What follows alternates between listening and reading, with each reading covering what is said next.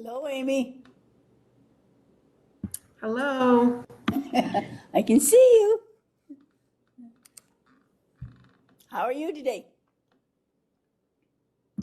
Good. It is 100 degrees here, so we are just roasting. Wow. Yeah, Well, we don't have wind, which is a miracle. that's true. We were about sick of the wind as well.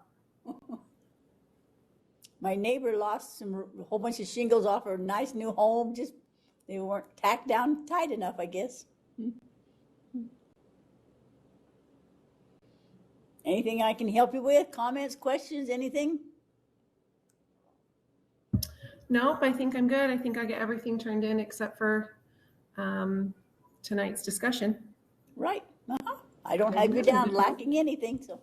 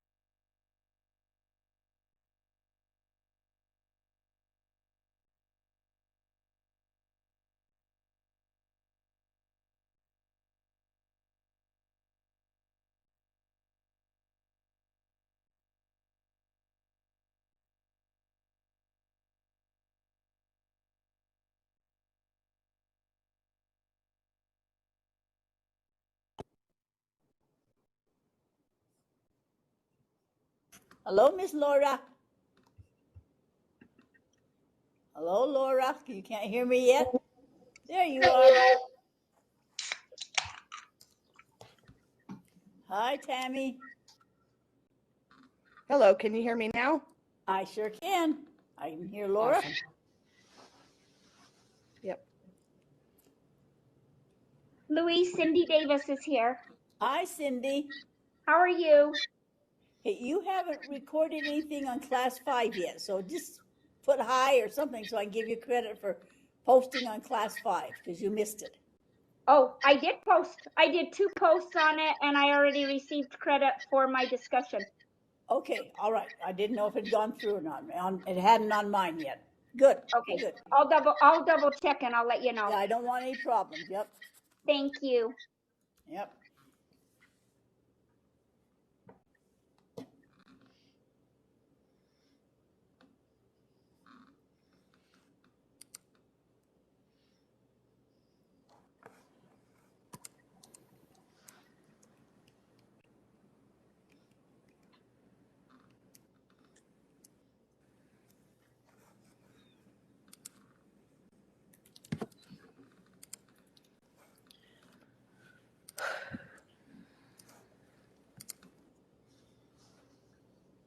Hi, Courtney. Hi. I can see you now. Okay, perfect. I was gonna tell you, but didn't know if you were doing it yet. Yeah, I was just checking on Cindy. I didn't have it down that she had done her chat 5. So, Cindy, you're okay, Cindy.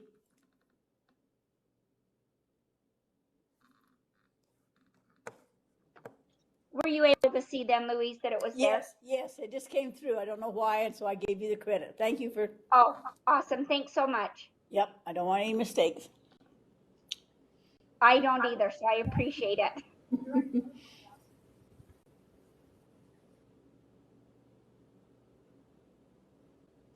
Cindy? Yes, I'm here. I was going to tell you a funny story. I had a lady call me today and ask me if I wanted to close on my house. And I said, what do you mean close on my house? Well, aren't you Louise Jorgensen that lives in St. George? And I said, no, I'm not buying a house in St. George. So we don't want any big mistakes.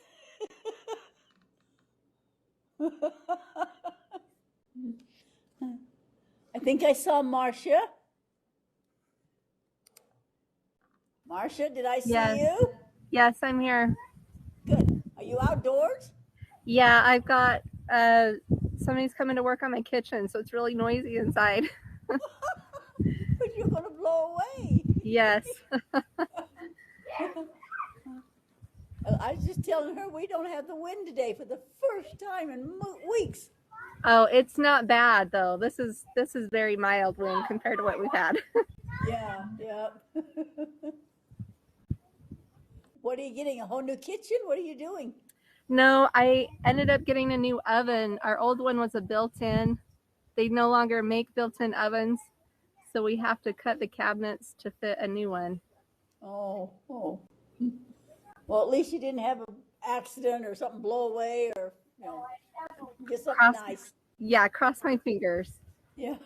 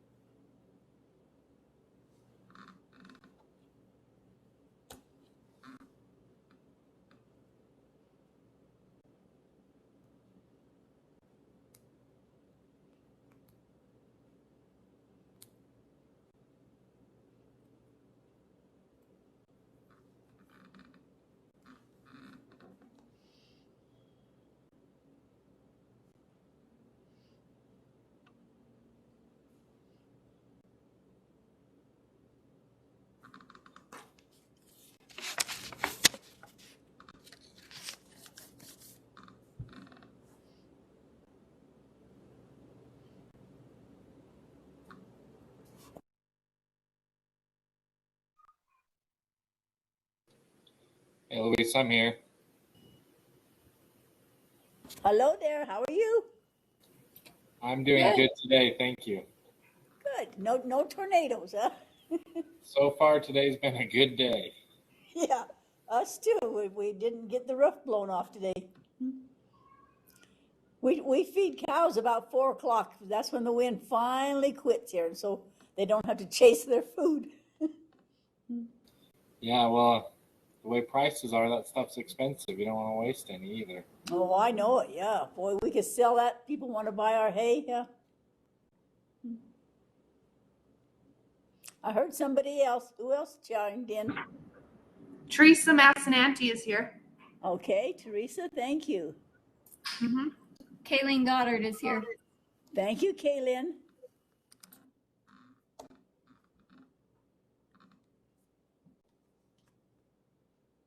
Kaylin, you haven't done your article, right? Nope, I'm ready to do it though. All right, I'll mark it off. I wanted to just remind you so that it wouldn't get skipped over. Thank you. Brenda Prince is here. Hi, Brenda. Hi. How are you tonight? Hey, I made it. You made it? I also have my article ready for tonight. All right, good. Sarah Sargent's here. I was going to say, I saw Charlotte, and there's Ashley. Ashley. Okay. Hi, Ashley. Hi. You can hear me, and I can hear you. Wonderful. How's the little ones? Good. My son is 3 today, so it's been fun. Oh, wowie.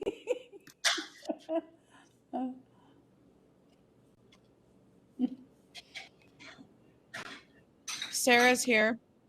Hi, Sarah. How are you? Doing good. I'll bet it's not 100 where you are, is it? Not 100 degrees, no. No, but that's what they're saying down in St. George. It's 100 right now. Oh boy. Yeah. We're on about 71, 72. It's really nice. Sarah, you do lots of eating. You know I do. I just barely walked in the house from school. I'm starving right now. Yeah, I'll bet You're always chewing on something. You make me hungry. Megan, are you there yet? Not yet. Nicole? Ashley Rex? Paula? Not yet.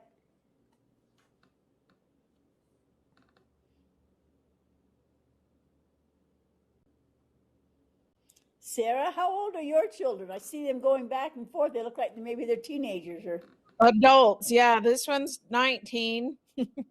what's he And doing? then Not at work. no, he works a bunch of days, but then he gets 7 days off. So he's on his 7 days off this week. So and then I got twins that are 15. So Oh, wow. Boys or girls? one of each. Oh, how fun. Yeah. Some days. Paula, are you there yet? Not yet. Ashley Rex, are you there? Or Megan? Or Nicole? We're just missing 4 people.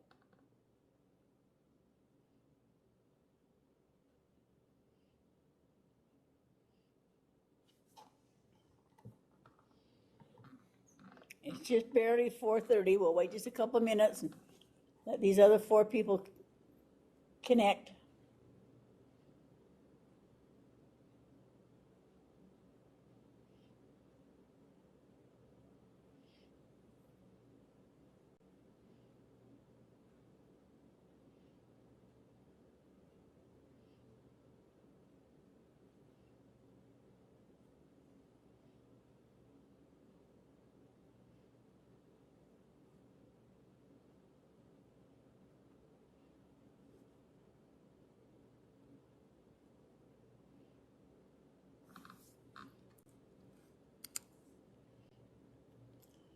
Okay, Kirsten won't be here tonight. She has meetings she has to be to at the school. She may come later. Paula, are you there yet, Paula? Stacy McGinnis will be coming a little later too. Stacy took the reading endorsement test and passed, and she's very, very happy about it. So that's good news. Megan and Nicole, are you there yet? Megan Ward, Nicole. Not yet.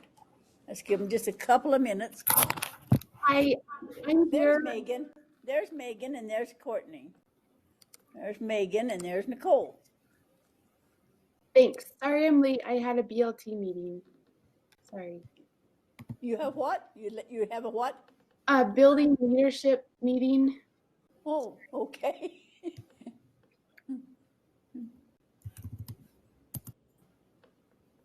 All right, I think we'll get started. First of all, let's go to the agenda. Have a look at what we're going to do on our last class. Oh, that's not where I want to be. Already we have a issue. Okay, just a second. We'll go back in again. And there we go again. Okay, let's go to class 6 and go to the agenda.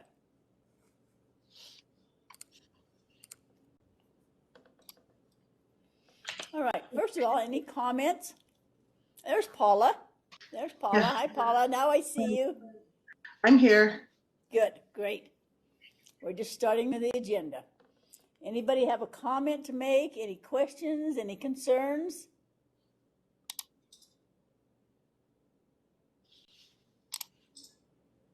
All right.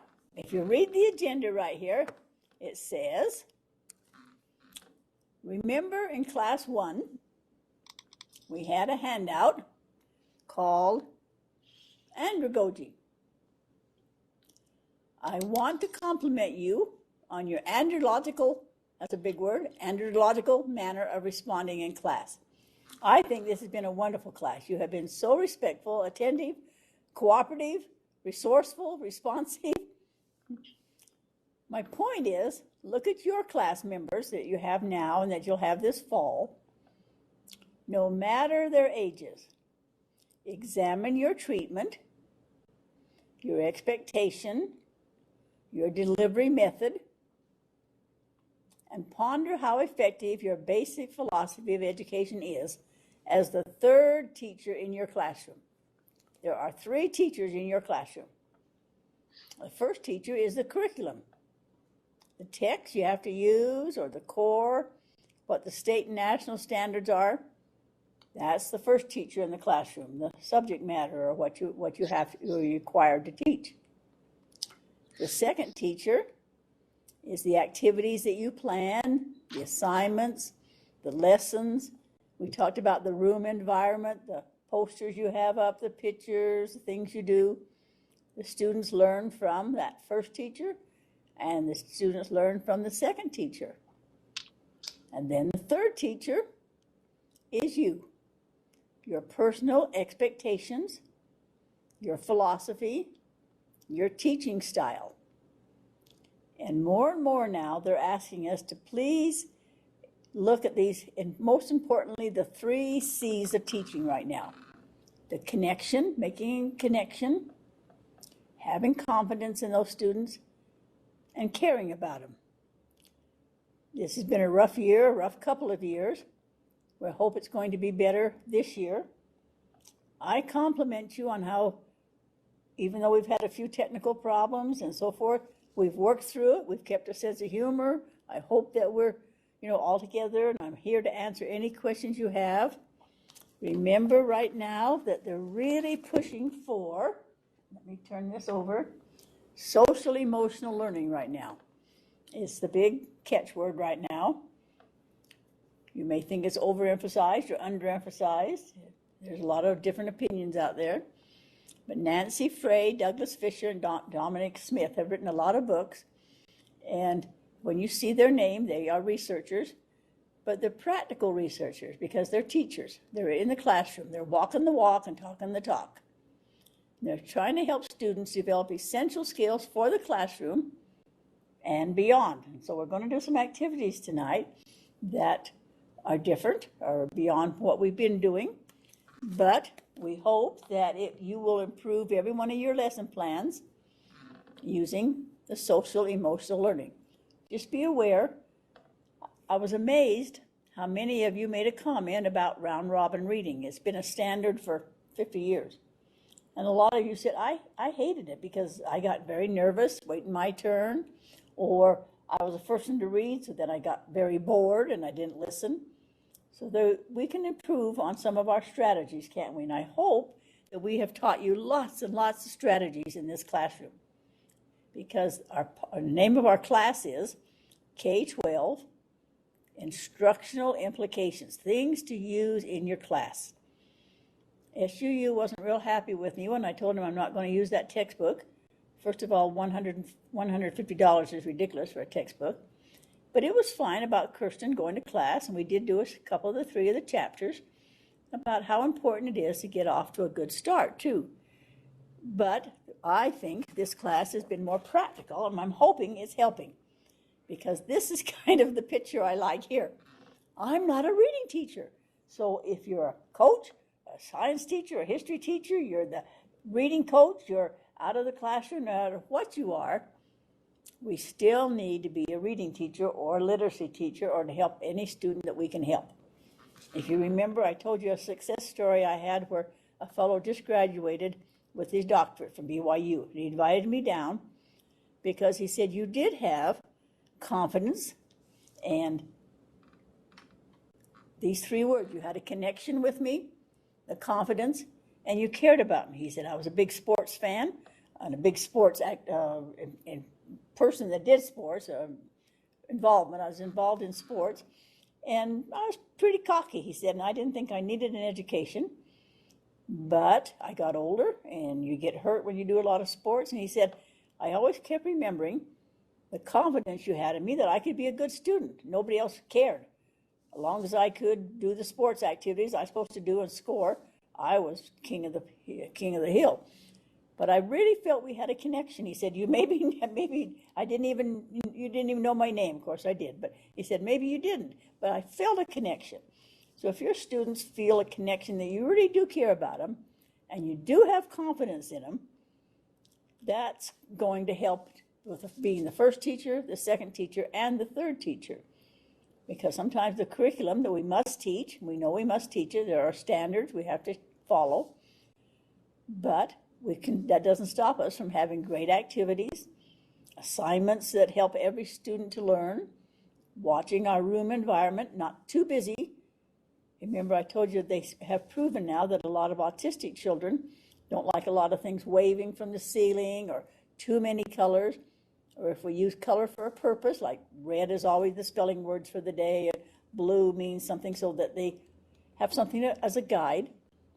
Those are three important things that I think all of you have been really good in this classroom, because, of course, we have been doing pedagogy and andragogy. So let's see if we follow these standards. I really think you have. Look at the difference between pedagogical and andragogical.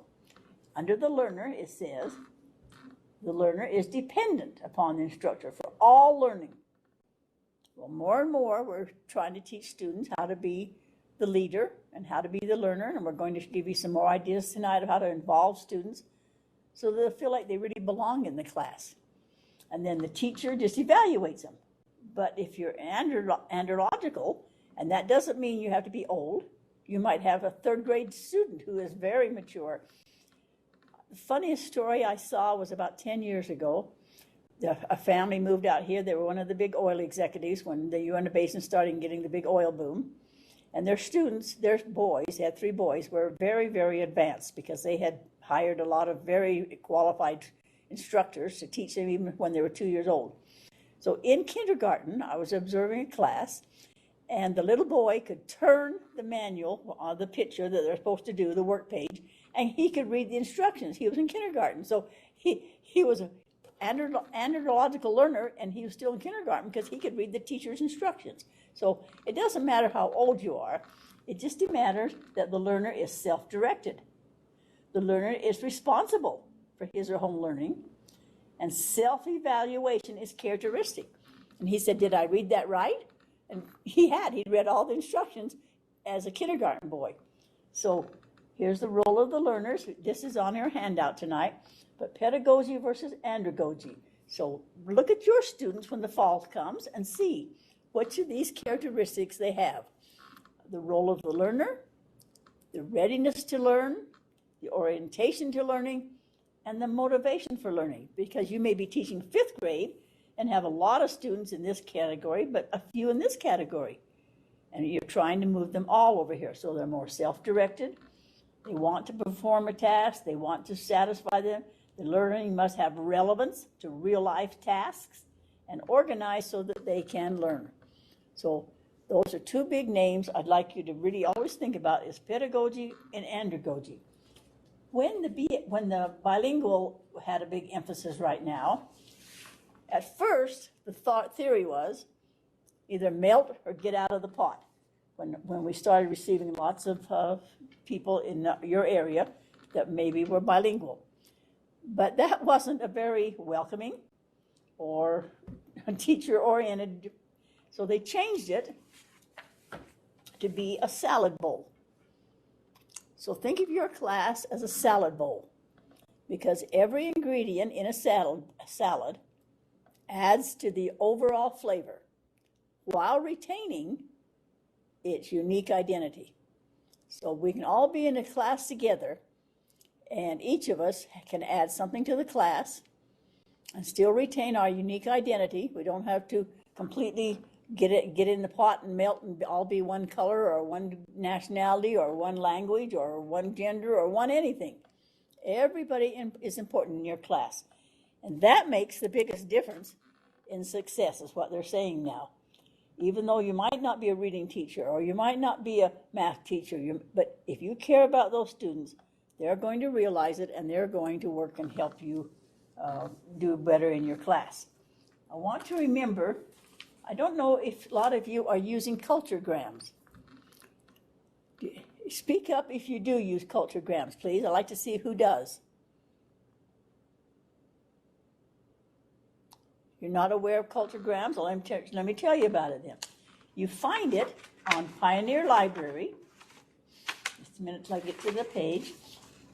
You go to pioneerlibrary.org, and in that you will find every culture in the world, and there's a lower edition and a more advanced edition, and so they can teach you anything you'd like to know about the population, their habits, their dress, their music. It's wonderful. It's a great thing. So it goes grade by grade. So if you haven't used Pioneer Library, ask your librarian to help you find it, and they'll give you questions, activities. Every single grade, up to through 12th grade, is activities to involve everybody in your culture. It's a good way to start out the year next year. Let's study about each other country and study about what we like to do. So if you haven't used Pioneer Library, look up Culturegram, because that goes along with we all matter. We're all in the salad bowl together. We're all in this classroom together. And so we each can add our overall flavor to it. All right, let's go back to so that right here it talks about pedagogy and andragogy and the salad bowl. 4 of you said you came up with a new term that I'd never heard called the affective filter. He says, what does it mean? Well, that goes right along with this social emotional learning. So if you would please go to your modulars, and we'll go to the first one down. Let me bring mine down here. Right here, there's the pedagogy versus andragogy one. Let's go to the affective domain. It's the 4th one down, please. I'll wait for a minute for you to find that. This is where social emotional learning started many years ago. It's called our affective domain, and everybody has one, and you'll recognize yourself as it comes up here. Think of a time when someone carried a stereotypical notion about you. Because you're female, because you're a male, because you're tall, because you're short, because you're heavy, because you're speaking another language, because you're a farm boy, because you're a city girl, because, a stereotypical notion about you. How did it make you feel? Was that notion ever corrected? Was there any truth in it? Was it mostly false? And so these are the words that you need to learn, especially starting in the next fall. What effect do you have on your classes? What acculturation is there? Instrumental, integrative, and encapsulative. And it'll explain all these. Every one of us come with an attitude, some anxiety, some motivation, lots of factors that are part of us that aren't really visible. Sometimes they're visible by shaking or tears or happiness, or sometimes a student is too loud trying to get attention because maybe they've never had it. But we all have this affective domain. Our feelings are critical to get everybody going. So think about yourself, your attitude toward yourself, your attitude toward target languages and its speakers. This is coming up very much right now in our nation, and we hear a lot about all of this, but it's also in our classrooms. Think about your attitude toward the teacher and the classroom environment. Hi, Stacy, I see you. Think about the opportunities you give in your classroom for both social and academic and the appropriate degree of challenge. So the affective filter is just another term, and I'm sure you've heard about it. It's just your feelings. How do you feel in that classroom? Do you feel accepted? Do you feel you have a personal investment in that class? Do you want to do well? And so conditions like good rapport, is the teacher really interested in me? Do we do relevant, stimulating tasks? Do I get positive self-reflection? So you that are learning coaches or teacher coaches helping each other with the different names they have for the people that are coaching, do you give good self-evaluation? So you're helping people to grow. Positive, effective feedback. You know what anxiety is. Sometimes we force a student to speak too soon or wait too long, like in a round robin, or, the things that can cause anxiety in our classroom. Here's some related factor to it, your acculturation, your personality, your ethnicity. So the affective filter does really accommodate us and make us what we are. So when you have time, Go back through some of these things and it'll give you some ideas. A lot of people go through culture shock. Right now, I talked to a teacher in their school in Salt Lake. They're just getting ready to close up like you are, but they don't close until the middle of June. But they just received 11 new students in this 5th grade class, all from the Ukraine. So they're trying to find a new home, a job, culture shock. So we have to be very much aware of what is in our classroom. So I put that there because I think acculturation just might be the new word for you, but I'm sure you all know how important feelings are in your classroom. Any comments, questions that anybody want to talk about acculturation? It is very important. If you feel good in the classroom, feel like you're part of the classroom, you're going to do a lot better, of course. Okay, let's go back to our agenda, please.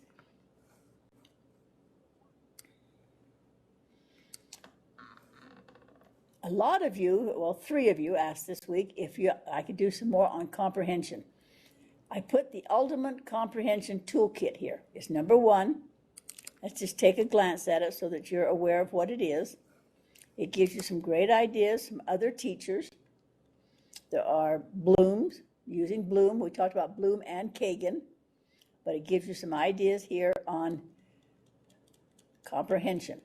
Comprehension, of course, is critical. You can read all day, and if you don't comprehend what you're reading, it just goes like literally in one ear and out the other ear. So there are a lot of ideas there on that one. And then the next one has just 9 simplified it. Some of you don't like long things to read. I don't blame you, but they do have good information. But when you have time, 9 effective reading strategies for quick comprehension. First of all, read with a purpose. Why are we reading that? Just to kill time? Because the state says we have to? Because teacher likes it? The student will buy into it and, of course, remember a lot better if there's really a purpose. And so read that, and that's number 1. Previewing, predicting, these are all things that help comprehension, and I'm sure you know them. We just need to remember to simplify it. It's not hard to teach comprehension, but it has to be sustained and practiced a lot. Identifying the main point. Each book has something it's trying to teach us. And sometimes a student can come up with a complete different idea than what the teacher thought the main point was. But it might be explained in the preface. They don't realize that, or it might be by what somebody said, or by a character, or it might be a nonfiction. And then teach them about questioning. I've been giving you lots of handouts on effective questioning. Remember, I told you give them time to think. Don't just ask a question and everybody knows you're going to call on somebody because that person always has the answer because you want to move on in a hurry. So that person's going to answer for you, and you can move on and not waste time. But give them time to think. And then we learned in that thinking skill, after they give you an answer, then think about the answer. Validate what they just said. Now, Jerry just had a good idea.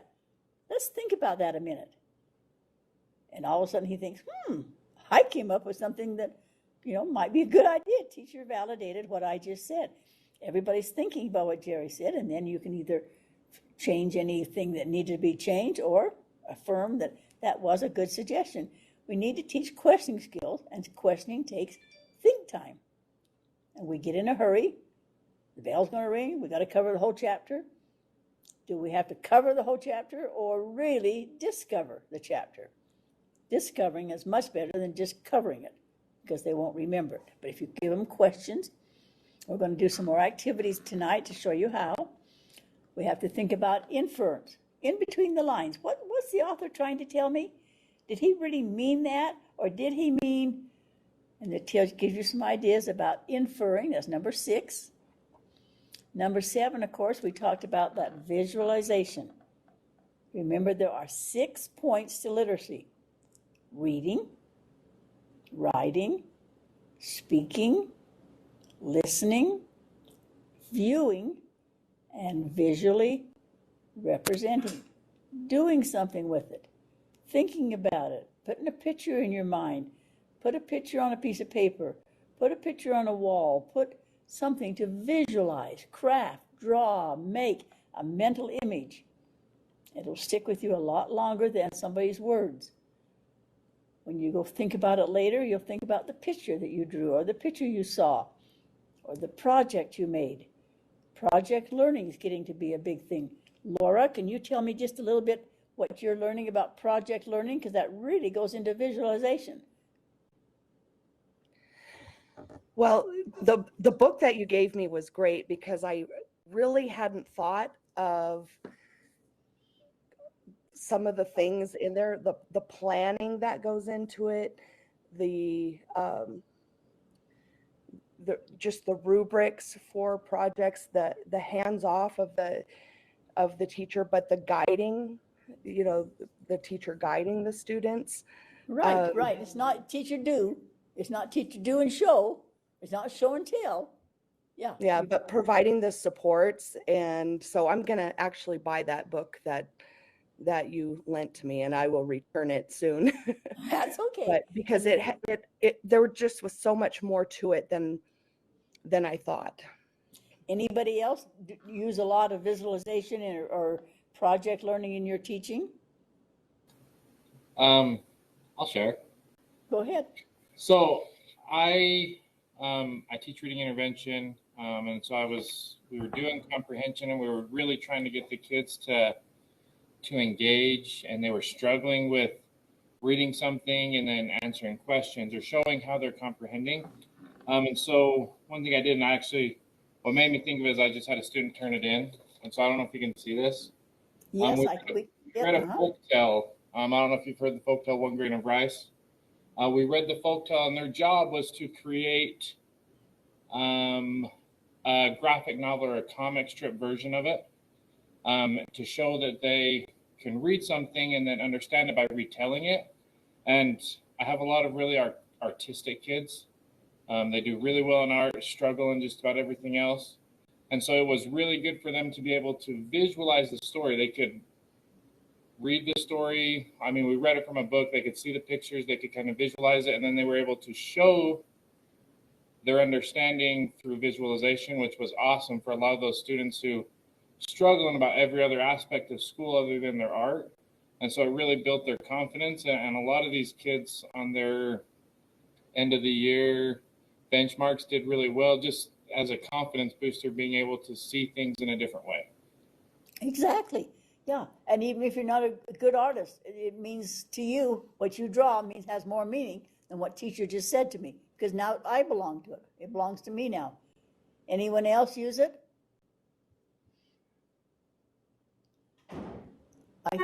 I think one of the funniest stories I heard is that Jesse will like this one, but Duke University always beats BYU in the basketball. They're very, very tall. One time they had a coach who was 5 feet 2 inches tall.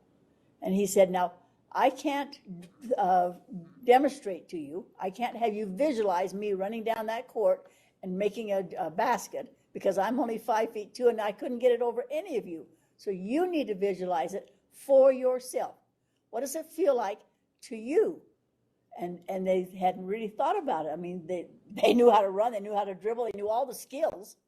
They had never visualized being taller or how it felt to get that basket in. And that all of them picked out a special spot on the floor. I can hit the basket from here. And they could, because they visualized it themselves. He said, I can't. He said, I can't show it to you. So you have to show it to yourself. Sometimes when we read a novel, it has a complete different meaning to us than it does to a child. They see things in a different way. So visualization is important, and it's usually neglected. It takes more time to draw it, takes more time. It's easier just to say it and move on. But it's so much more effective to do it, and then it helps them remember. Anybody else use it at all? Okay, then the last thing after you do all these is to monitor and clarify.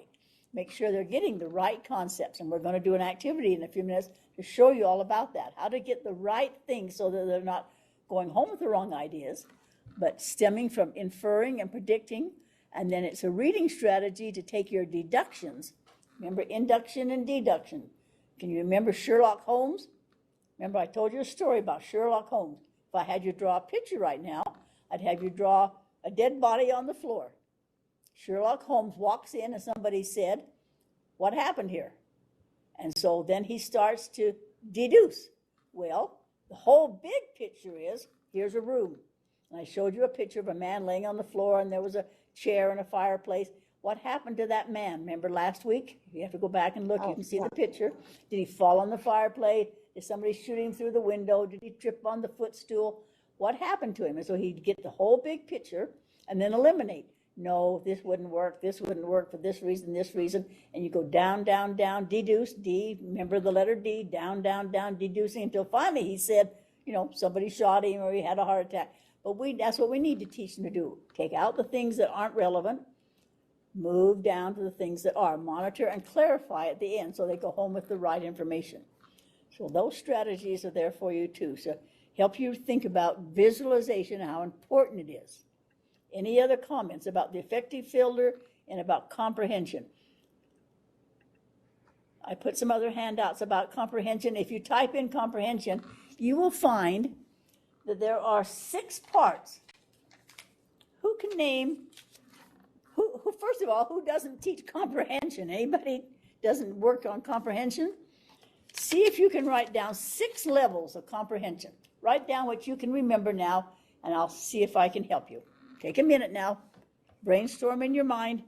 What would be 6 levels of comprehension? What am I teaching when I teach comprehension? Think about it and write, and I'll be back in a minute.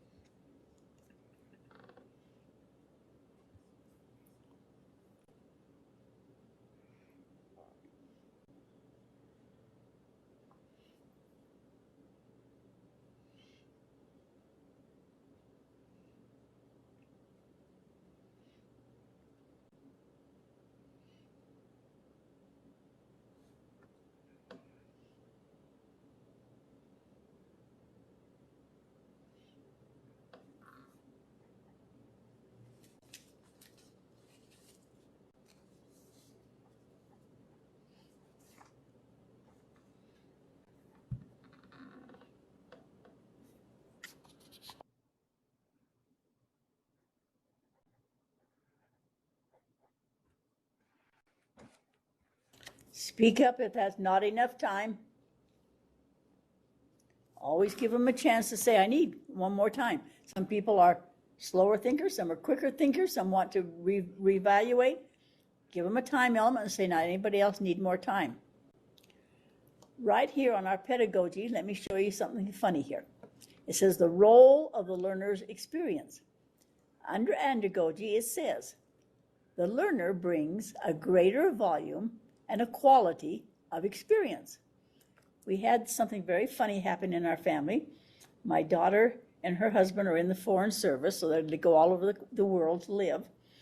And then they come back to their home, and then they go to another posting. Well, their little boy was 4 years old, and they had come back from the country they had been in. We're in Virginia at their home, and he was in preschool, and the teacher said, now, today we're going to study all about a different culture. We're going to learn about the Chinese, because it's going to be Chinese New Year very soon. Has anybody, well, we're going to study about the Great Wall of China. And so little Peyton spoke up and said, I've been there. And he had, and the teacher thought, oh, you haven't been on the Great Wall of China. But he had. At 4 years old, they had just left that country. And so we never know. Even at 4 years old, andragogy doesn't mean I'm 30 years old or I've had all this experience. Children come to us with varied experiences, don't they? And so take advantage of these experiences. Okay, anybody want to share a level of comprehension as you've read it, thought about it? I'll share, Louise. Go ahead, please. One of the things that came to my mind was just like inferencing. Like when we're reading, we're trying to make inferences on certain things, and I know that's a big one that we're trying to teach with our little people in second grade. Good, and that's the second one. That's the second one in the level. Anybody else want to guess on the other 6 levels?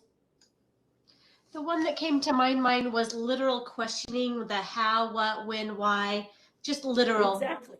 That's the number one thing. That's the first thing we should do, is the literal one. Exactly. And then go to the informational building on it, making predictions, a sequence, a setting, after we've got the literal ones. So what do you think number 3 is after that? First we do literal, then we do inference, then what? The level Summarizing? is close to that, very close to it. It's called evaluating or appreciating it. Evaluate or appreciate now what I just learned. What did I just learn from the data, the literal things, and then what did I infer by making a prediction? And then how do I evaluate this? Is it a fact? Is it an opinion? Is it valid? Do I appreciate what's the appreciative value of it? The 4th one being the critiquing now. Now that I've done the literal and the informational and I appreciate it, but I'm going to critique it. Do I believe it? Is it useful to me? How is it going to be useful to me? How does it apply to society? How does it help my class? How does it help me on this test? What's the critique? What's the value of it? What's the critique of it? So the 5th one being evaluating it. First you critique it. I can see this is right. I know that's right. I don't know about this, but now I'm going to evaluate it. Is it worthwhile to me? Is it going to help me? If we learn by Dr. Sousa that if it doesn't have sense and meaning, it'll go right in your brain and right out. In the other classes that you've been in, we watched that movie by Dr. Sousa where everything we teach has to have sense and meaning. Sense and meaning makes it stay in our mind. If it doesn't have any sense to us, why worry about it? If it doesn't have any meaning to me, discard it. I don't have room in my brain for all this. Things have to have sense and meaning to stick there. And then the last one, is it essential? Do I actually need to know this for a purpose?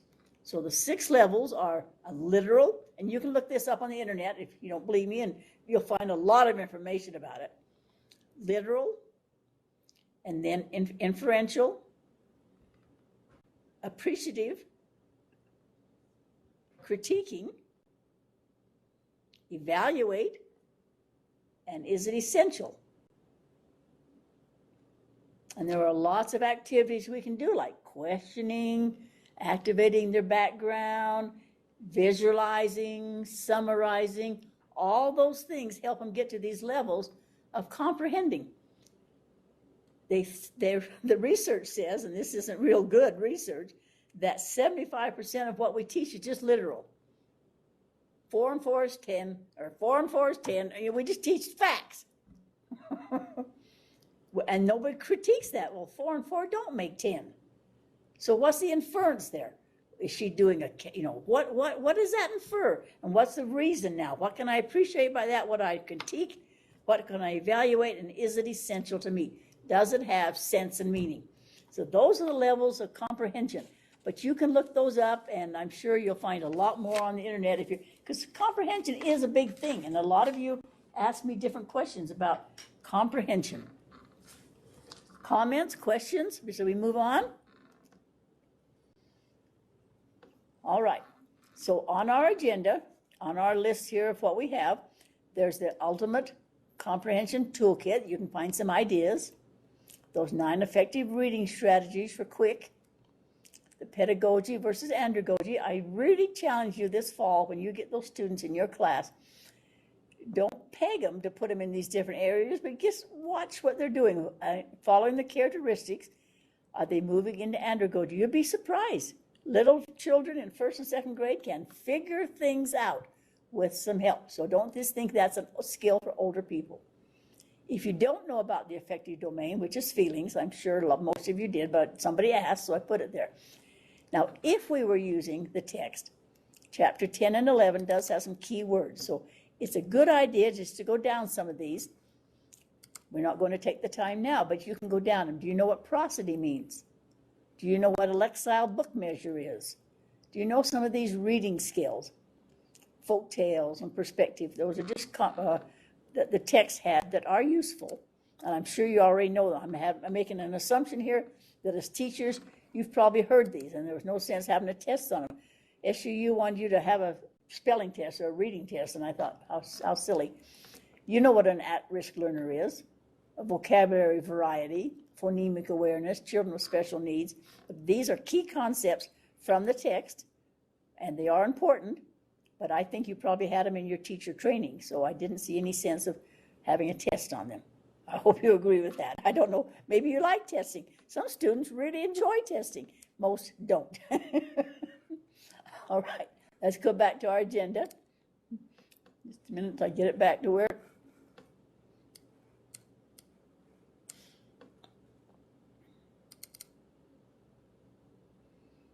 All right, so far now we've talked about how important you are. Now there's 3 teachers in your room, and every one of them is important. We've talked about the effective filter. Before we take a break, I'm going to give you a little book review. It's called Review of the Best Class, with 3 S's, the best class you never taught. Have you heard of spider web discussions? Speak up if you've heard of spider web discussions.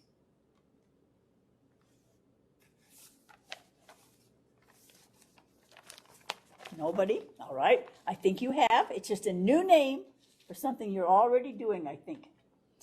Now, I always encourage you to take magazines. This is called from the Educational Leadership, ASCD. I don't know if your libraries take it or not, but we need to get students ready for the real world.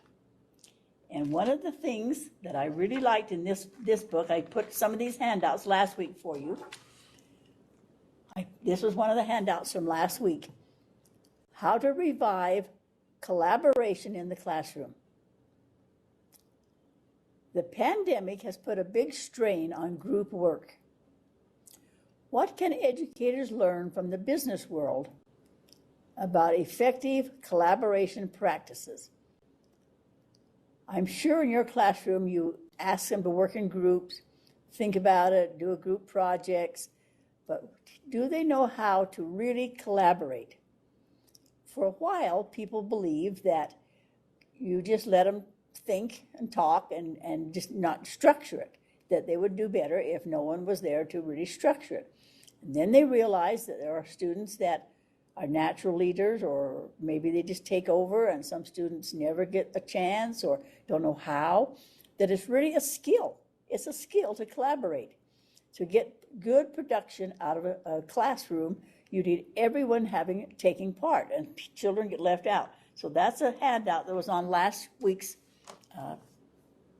agenda. But the book I'm going to show you is called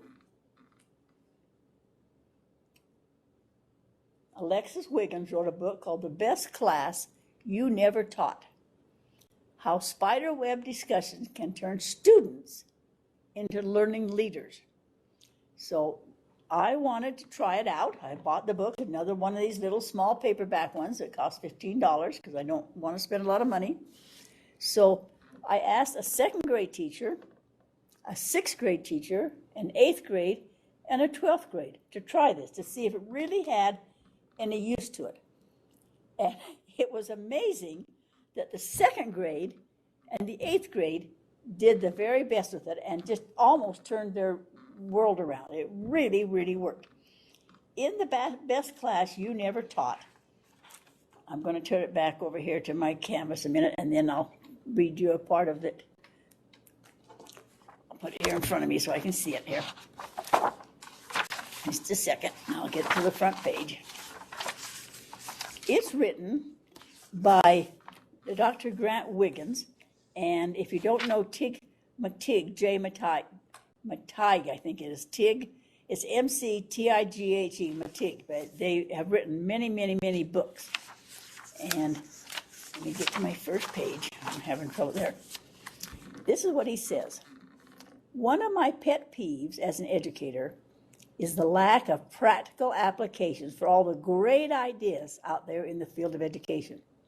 I go to conferences. I attend an in-service day. I almost have the same experience.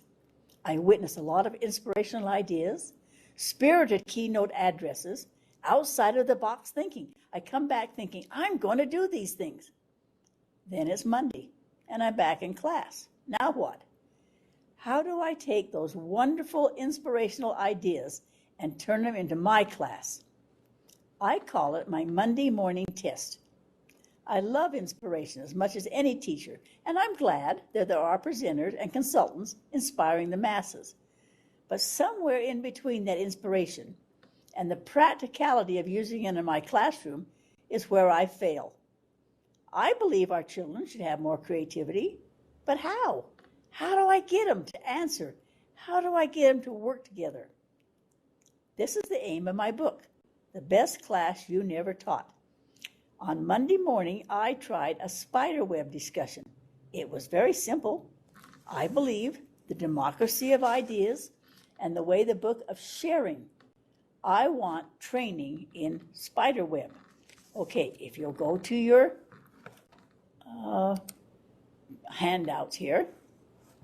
Let me wait till everybody catches up with this. If you go to your handouts, you will find, first of all, under chapter 10 and chapter 11, if you want to look at any of those key concepts, you'll look at 1, 2, 3. There are 3 handouts here about spiderweb discussion. I would recommend, if you have any extra $12, to buy the book, because I only gave you an idea. Here is a brief history of it, so let's click on it. I know it's harder to read on that, so I will give you some instructions about what happened, but it's the brief history. In the mid-20s, I found myself teaching high school English in New York Valley. This school was very different. They wanted teachers to talk to each other. The history of the Harkness method can be traced to one of America's preeminent New England prep schools called the Phyllis Exeter Academy. In 1930, a wealthy donor named Edward Harkins gave the school a generous gift with the speculation that it would promote a new style of classroom instruction. This is what he wrote. What I have in mind is a classroom where students sit around a table with a teacher who would talk to them and instruct them and tutor them and conference them, and every child would speak up. But then what he found out was when the teacher was in the classroom or in the group, they didn't talk up. They listened to, I don't want to be right, I don't want to be wrong, I want to see what the teacher is going to say. So the purpose of his method was to actively engage students in their learning with the exchange of ideas without the teacher in the classroom. So he gives the idea of the whole class getting the same grade to stop out the one that is so worried about grades and the one that is afraid to speak up. And it's a collaborative teamwork where everybody has a topic, but then they have to talk to each other. So his theory was, you come up with a discussion text. What do I want them to talk about? The teacher decides on the topic, and then they just make a rubric. What is it we want to know? 3 facts that we want to know, or 2 facts, or how old your students are. What is it we're hoping to learn from this grade, from this exercise? Remembering, it's just a group grade. You're not competing with someone. You're not going to have to be the leader or the one that doesn't say anything, but you're all encouraged. So you make a rubric, and the students read it. Is this what we really want to do with this article? Do we really want to know what the author thought, or do we really want to know how it applies to us, or are we learning facts for a test? What is our purpose for reading this text or this topic? So the students read it, and they come up with a topic and a rubric. And then you set a time, depending on how, your students. In 2nd grade, she gave them 10 minutes. But in 12th grade, she gave them half an hour. She said, now I expected they'd all just sit there and stare at each other. But because we had this rubric and we had this topic and they had helped to choose the topic, one person dared to speak out, and then they gave another person a chance, and pretty soon every person was speaking out. The teacher is not in the circle. She sits there, he sits there, and takes notes. Who's speaking out? Who's sharing? Who's not jumping in? What's their behavior like? You let them take the responsibility, because they understand that we need to answer these 3 questions. What was the author's purpose, or who did what in this movie, in the example. And then after the time is up, after the 10 minutes up, then the teacher joins the circle, and she helps to summarize it. How did you feel about this? Did you all get a chance? And it takes a couple of times before the little person dares to say, no, I didn't get to say anything. And next time we realize that everybody gets to say things. And so you make a map. How did our discussion go? Not what we learned, but how did our discussion go? Did some people speak more than others? Did people stay on topic? Did they help each other? Did they compliment each other? Did they build on each other? Did they reflect? Whatever it is you're trying to teach, what did they learn? And then you go down that rubric. Well, next time, maybe we need to summarize more, or maybe we need some more think time. What could we improve our circle? Some little child would say in second grade, I want to talk, or he did all the talking, or I didn't, and you hear their comments and check it off. And then you talk about the process. How did this group work? What could we do differently next time? Realizing this is a safe environment. Grade doesn't count, just the skills of how to do this. So I wrote the brief history right here for you so you can read about it. And it tells how he sets it up, active engagement for everybody in the class. It's a little harder to read, that's why the book would be so much nicer to have. But it tells you how to do it, and then if you go to the next handout, looking ahead, tells you some more ideas on how to set up a spider web, a year of how to do it. Tell us about this little child and how he went to the class and learned that he was important, that everybody's idea was important, and how they presented it, and then he gives the steps. Number one, put the desk in either an oval or a circle. He suggests you don't have a big class, but if you do and want to use them all, then make an oval of 24, but everybody should be able to see each other. There is a little video that you can find online to show what it's like if you want to, or you can ask for the students' reactions. That's number 3 step. And then put your rubric out there they've all talked about. You talk about this problem, an essential reading, a question, a problem, or a film they've seen, and they know what the topic is going to be. Make it age appropriate. Make sure you have your names so they can know each other. You sit in the back of the room as the teacher at your own desk, not at your own desk, it says, which connotates power. Take notes as they run the discussion. Do not save them from the silence. Don't interrupt them if there's somebody's taking over, because that's going to come up in the discussion. How can we improve next time? And it only took about 4 times in the second grade before they were all taking turns and realized that I shut up now and I talk now and I add on then. 12th grade took longer because they had a very dominant lady in that one, a female, who wanted to take over. And she did in all other classes. And they had to be very careful not to say, you do this in every single class. They learned a lot of social skills. But there, excuse me, there's all the steps. Excuse me. There's all the steps of how to do it. Keep a clipboard, tell what went right and what didn't go right. It takes a little practice, but it's just like when we used to sit in a circle and discuss things, only this is called the spider web. And then the third one is the chapter. Oh, it loads up. It takes a minute to load here. So I put these first 3 chapters on for you. So if you're interested at all, it gives you some ideas on how it worked, what didn't work well, what they had to change around. But it's a way to start a discussion where everybody do it. Tells you how to design the rubric, gives you ideas to identify what you want to achieve during the discussion. And here's a checklist. I always like a checklist, which makes it summarizes it in a hurry. So figure 2.1 is a checklist on how to do a spider web. I'm going to let you look at it for a couple of 3 minutes, and then we have 5 minutes before our break. Take time, just look at these 3 handouts, and then we'll take our break in 5 minutes. Any question what we're doing for 5 minutes? And then after our break, I'll ask you if you've ever tried it, if you think it has merit to you, if you don't think that, and we'll talk about it in 5 minutes. Okay, see you in 5 minutes.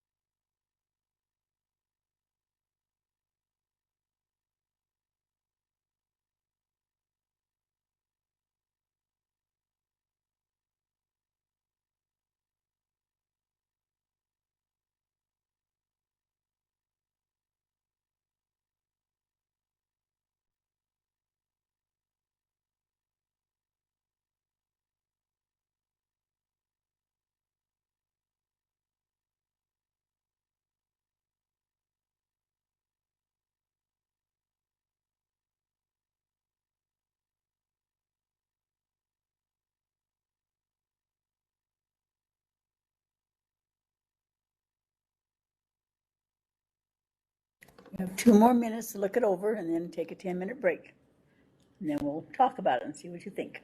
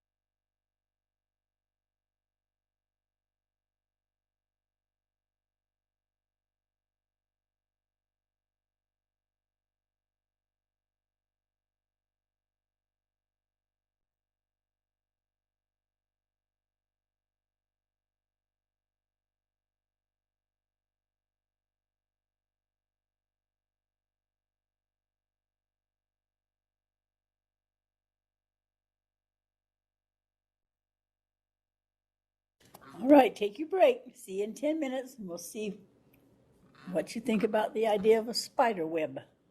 Ashley, Rex, did you come? Megan, are you there?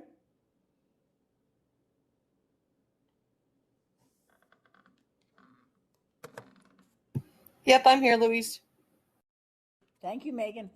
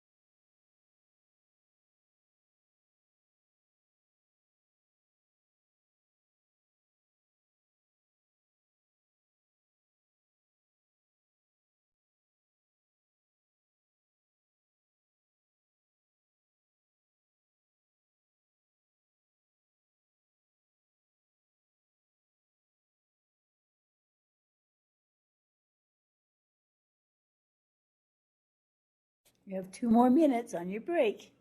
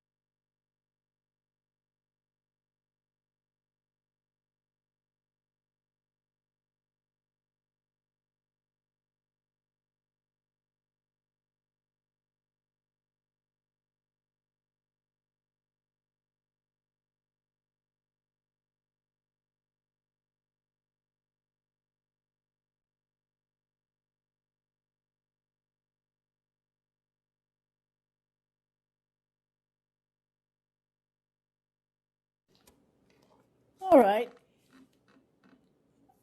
What I really wish right now is if we were all in the same room so we could practice this, because it's nothing new. It's things you've been doing. It's just a new way of doing it, and I'll show you what the research says about it. So the first time that they tried it, they just did simple things like this. Did everyone participate? Did everyone listen attentively? Everyone spoke loudly and clearly, and everyone stayed on topic. That was the first 4 goals. And you could say, not yet, sometimes, usually, mostly, or always. It's always a group grade, and so you don't have to have that child that says, well, am I getting an A, am I failing? There's no worry. It's to be short and sweet. So the teacher just sits and puts their name down, and did they do these things?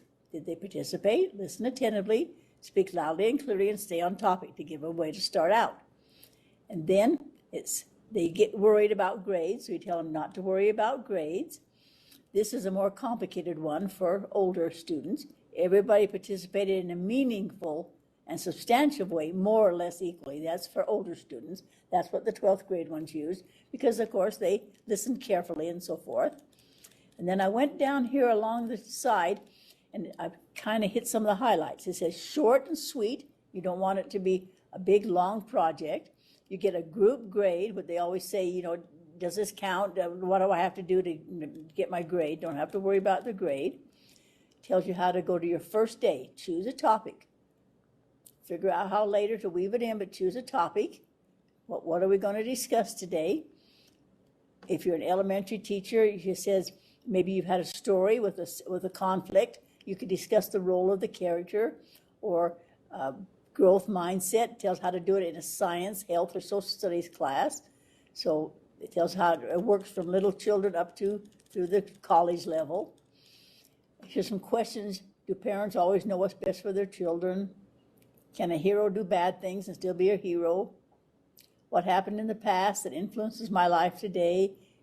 Why do people move in social studies? What's the universal language, math or music? What if my right, you're wrong? Those are just some questions to get them started. It tells the skills. They don't need high-level skills. They just need to be able to talk to each other. It gives an example. She showed them an example of what it should be like. And then, let me keep going.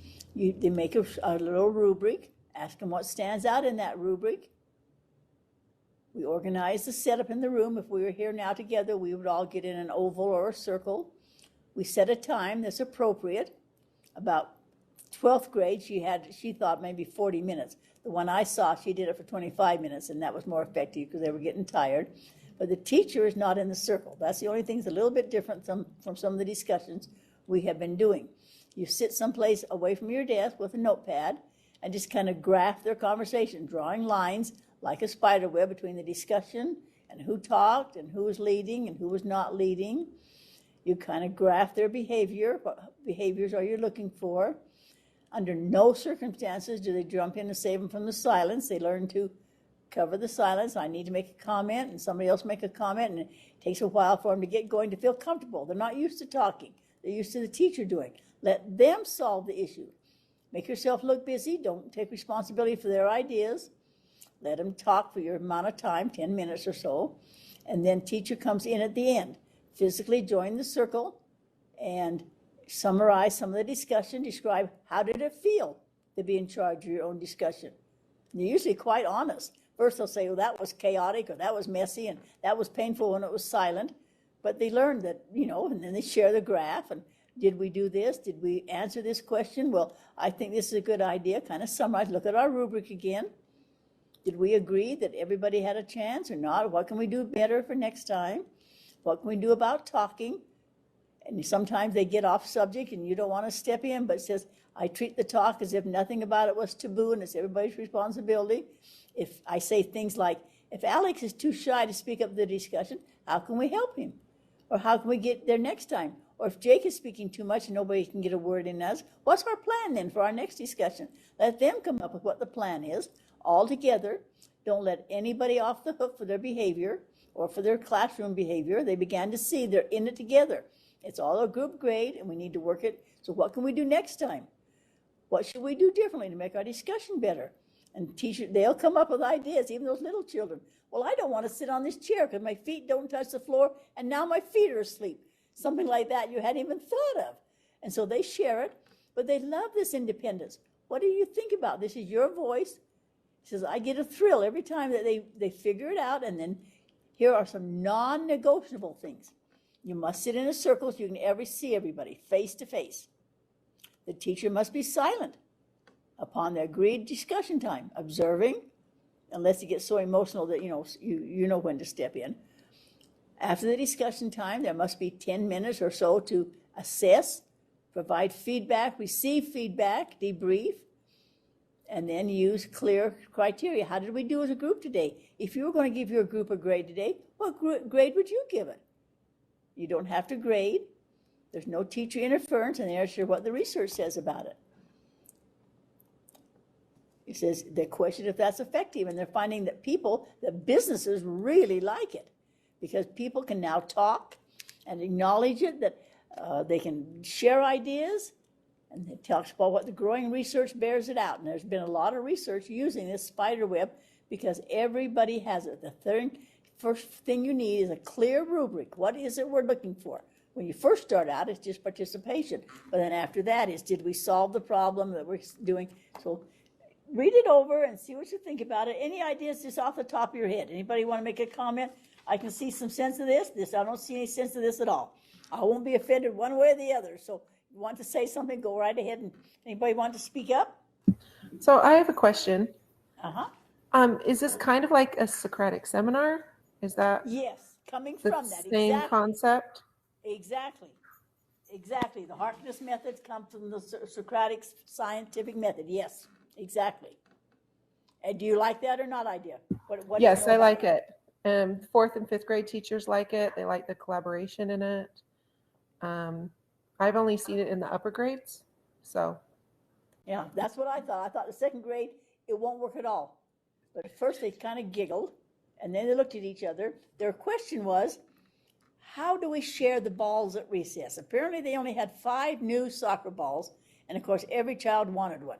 So their big problem was they were fighting over these soccer balls because they're brand new, and that was their big issue. And so she started with that, and they come up with some great ideas. Well, today these people could have it, and maybe next week they solved the problem. Yes, you're exactly right. Go ahead. Tell me Louise? anything else you know. Yeah. In my second grade class, we do Socratic seminars. I haven't done them as well this year. It's because I have such a large class. But yeah, I've done them several times, and the kids do well once you do train them. But I also have a colleague that is in third grade, and she does them, gosh, I say once a month, and has really found a lot of success with them also. Yeah, and this is what business is looking for. This is what college classes are looking for. Teach people know how to think, work together in a group, come up with an idea, solve a problem. This is how the new technology, this is what Steve Jobs said he did before he came up with Apple and all these things. What does the world need? And he came up with iMac and iPad and iPod, and this is what the world needs, and how can I solve it? And they brainstormed. Anybody else have an idea of using this or not liking it?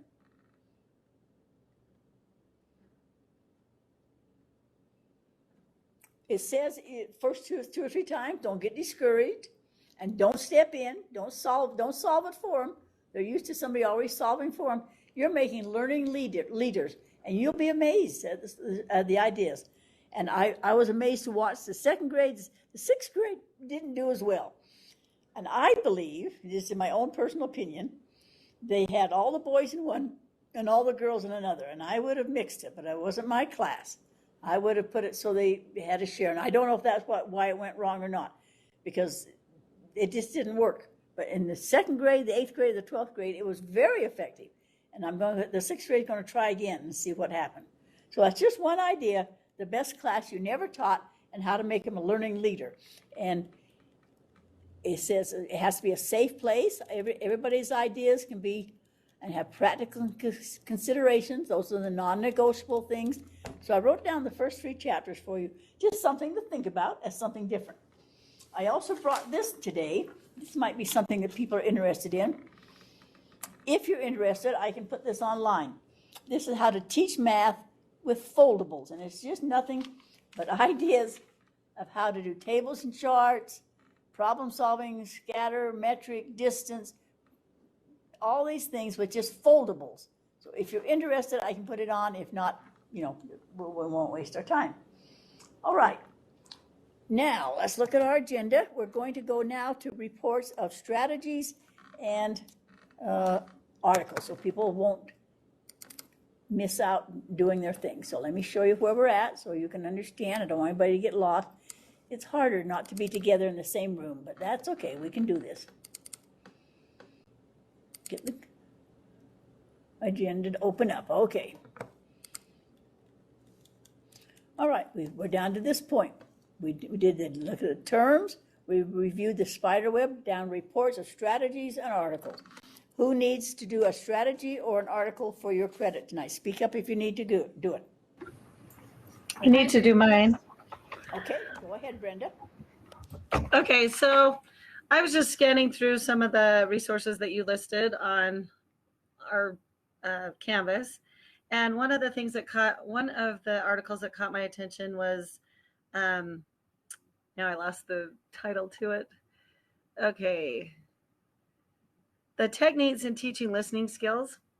And it was a study done with 48 10th grade Islamic high school students and their English teacher. And so they're ESL, they're learning English, and some of the strategies that they use to try to help them with their listening comprehension. So the 6 techniques they tried were information transfer, paraphrasing and translating, answering questions, summarizing, filling in the blanks while listening, and then answering to show comprehension of the message.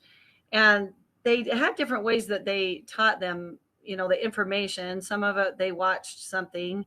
Some of it they listened to a cassette tape and then had to relay some of the information that they learned. And anyway, the most effective technique for listening was the information transfer. And this is where they were given a visual representation or a picture that they could match the information they listened to with. And the other ones weren't as effective, mostly because they didn't have enough vocabulary yet to be able to convey the messages they needed to, but they were able to match to a picture. And so it made me think about those 6 parts of language arts that we've been talking about, where, you know, viewing and visual representing, that these would tie into. And so I kind of got thinking about my own class. And right now we do core knowledge language arts, and it has 2 pieces. There's a skills side and a listening side. And they kind of teach them separate in the lower grades. They teach them more together in the upper grades. But anyways, in our listening right now, we're talking about how our country came to be, our new nation. And one of the listening strategies in that is the kids create a timeline, and we hang up a picture every day after the lesson that goes along with that. We talked about the Boston Tea Party, Paul Revere's Ride, and some of the early founding fathers, and there's a picture that goes with each of them. And I teach first grade, and so after each lesson, we try to do, you know, a couple quick comprehension checks. I ask questions, and then we discuss it. And anyway, I thought I want to see how much information they can remember. So I had them pair up just to kind of see if this visual, you know, having this timeline hanging up with pictures helped them be able to discuss what had happened. And I was actually kind of surprised with how much information. And I watched them, and I could see them looking up at our timeline, and, oh yeah, this happened next. And then they would talk about that. And so anyway, I just thought it was a good article that kind of proved the point that, so information transfer was like 96% effective in the comprehension, and the rest of them were like 70% or lower. So anyway, it was a good article on listening techniques. Very, very good. I had to go to Park City this winter and do a workshop up there, and they were using terms. I mean, I know the English language, but they were using terms that I didn't know. So there were ski terms, and so they had to bring pictures in. When I did this, blah, blah, blah, and I thought, well, you did what? And they had to show me a picture visually of what they were doing skiing, because they were supposed to do their favorite thing to do. So I know how an ELL feels, because I didn't understand what they were doing. I don't understand the ski terms. So yeah, well, I'm a good. visual learner. I'd rather have a picture. It helps me remember stuff better. So yeah, it does. It brings it back to you, and with color for a reason. Yeah, thank you. Yep. Any questions for her? Any questions for Brenda? All right. Anyone else need to tonight? I do. Okay, Kaylin first, and then Kath, then Ashley. So Kaylin first, and then Ashley. Okay, I'm going to share a little bit about 2 different articles that were very similar. In our Canvas, you had posted when young readers get stuck, and prompts that we can use to help them. They had prompts for word identification, like look at the word, slide through each sound, try a different sound, flex it, and break the word into parts. They also had prompts for comprehension monitoring and fixing up. So check it. Does it make sense? Did that make sense or sound right to them? Not giving a prompt and just waiting and seeing if they catch or make self-corrections. Also, seeing if they notice that it didn't make sense, and teaching them that good readers want to make sense of their reading, and the prompt of just saying, try reading that again, or rereading the sentence. The other area they had for prompts was prompts for application and vocabulary and knowledge strategies. And basically the prompts were, think about what that word means. Are there clues that to what the word means in the sentence? Do the parts of the words give us clues? So I really liked this article because it gave you specific prompts, because a lot of times as I'm listening to kids read and they're making mistakes, a lot of times they're just guessing.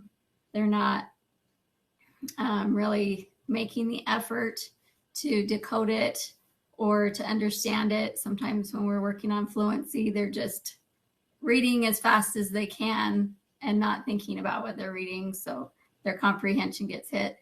So the other article that I looked at that related to this was called Classroom Reading Instruction that Supports Struggling Readers, Key Components of Effective Teaching. And they gave 5 components. They said effective reading teachers teach skills, strategies, and concepts. Effective teachers recognize that one size doesn't fit all and are ready to adapt instruction, both content and methods, and that they provide explicit, systematic instruction with teacher support and feedback, including cumulative practice over time. So we hear a lot about that explicit systematic instruction right now with teaching reading. Then they said that we need to provide opportunities where they can apply the skills and strategies in reading. So we need to make sure that they are taught how to figure out a hard word that they come to, or how to find meaning in the text and understand it. They shared one specific strategy. It's a 3-part strategy. It says, look for parts you know, sound it out, and check it. And I just really think that a lot of kids look at pictures, or they just guess after looking at the first couple of words. And so this is a really quick strategy to teach them how to look at the parts that they know. As they get to be stronger readers, they can look for root words, they can look at suffixes and things like that to help them figure out words. And that instead of just guessing at what makes sense, making sure they sound out the word and then checking for meaning. So they're making sure that they go back and reread it and make sure it makes sense. So I really liked those 2 articles and the things that they shared on how to help kids be good practical that are things. struggling. Things we should be doing, we forget to do sometimes. They just need that help, right? Any comment for Kaylin? Good, simple, practical, time proven.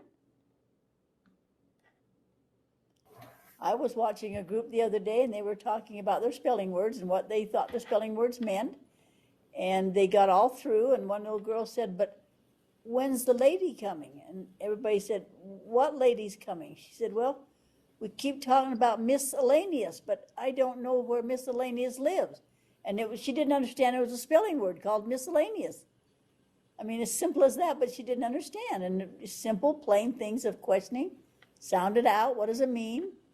What are the multiple meanings? Any questions for Galen? Very good article. Ashley, do you want to be next? Yeah, I'll go. So I read an article that pertained to effective literacy instruction. And basically, he researched for 20 years all these different strategies for literacy instruction. And he came up with this idea of the conditions of learning. What conditions need to be in place for learning to be effective. And there's a whole list of them, so I won't go through all of them. But the main point of the article was that if students were not engaged, then no learning would occur, like we've heard. So if students were engaged, no learning would occur. But another interesting thing that we found was when all the other conditions of learning were met, and that's like, an example is,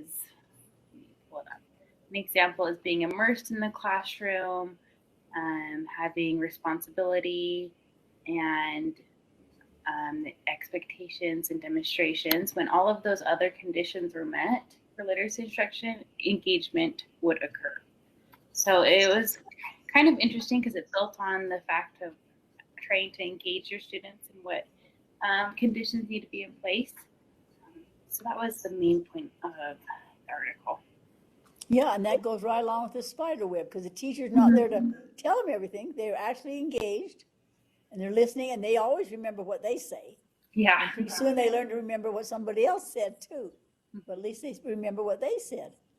Good idea. Any questions for Ashley? Thank you. Anyone else? I'd like to go. Okay, Oh. Megan, you're next.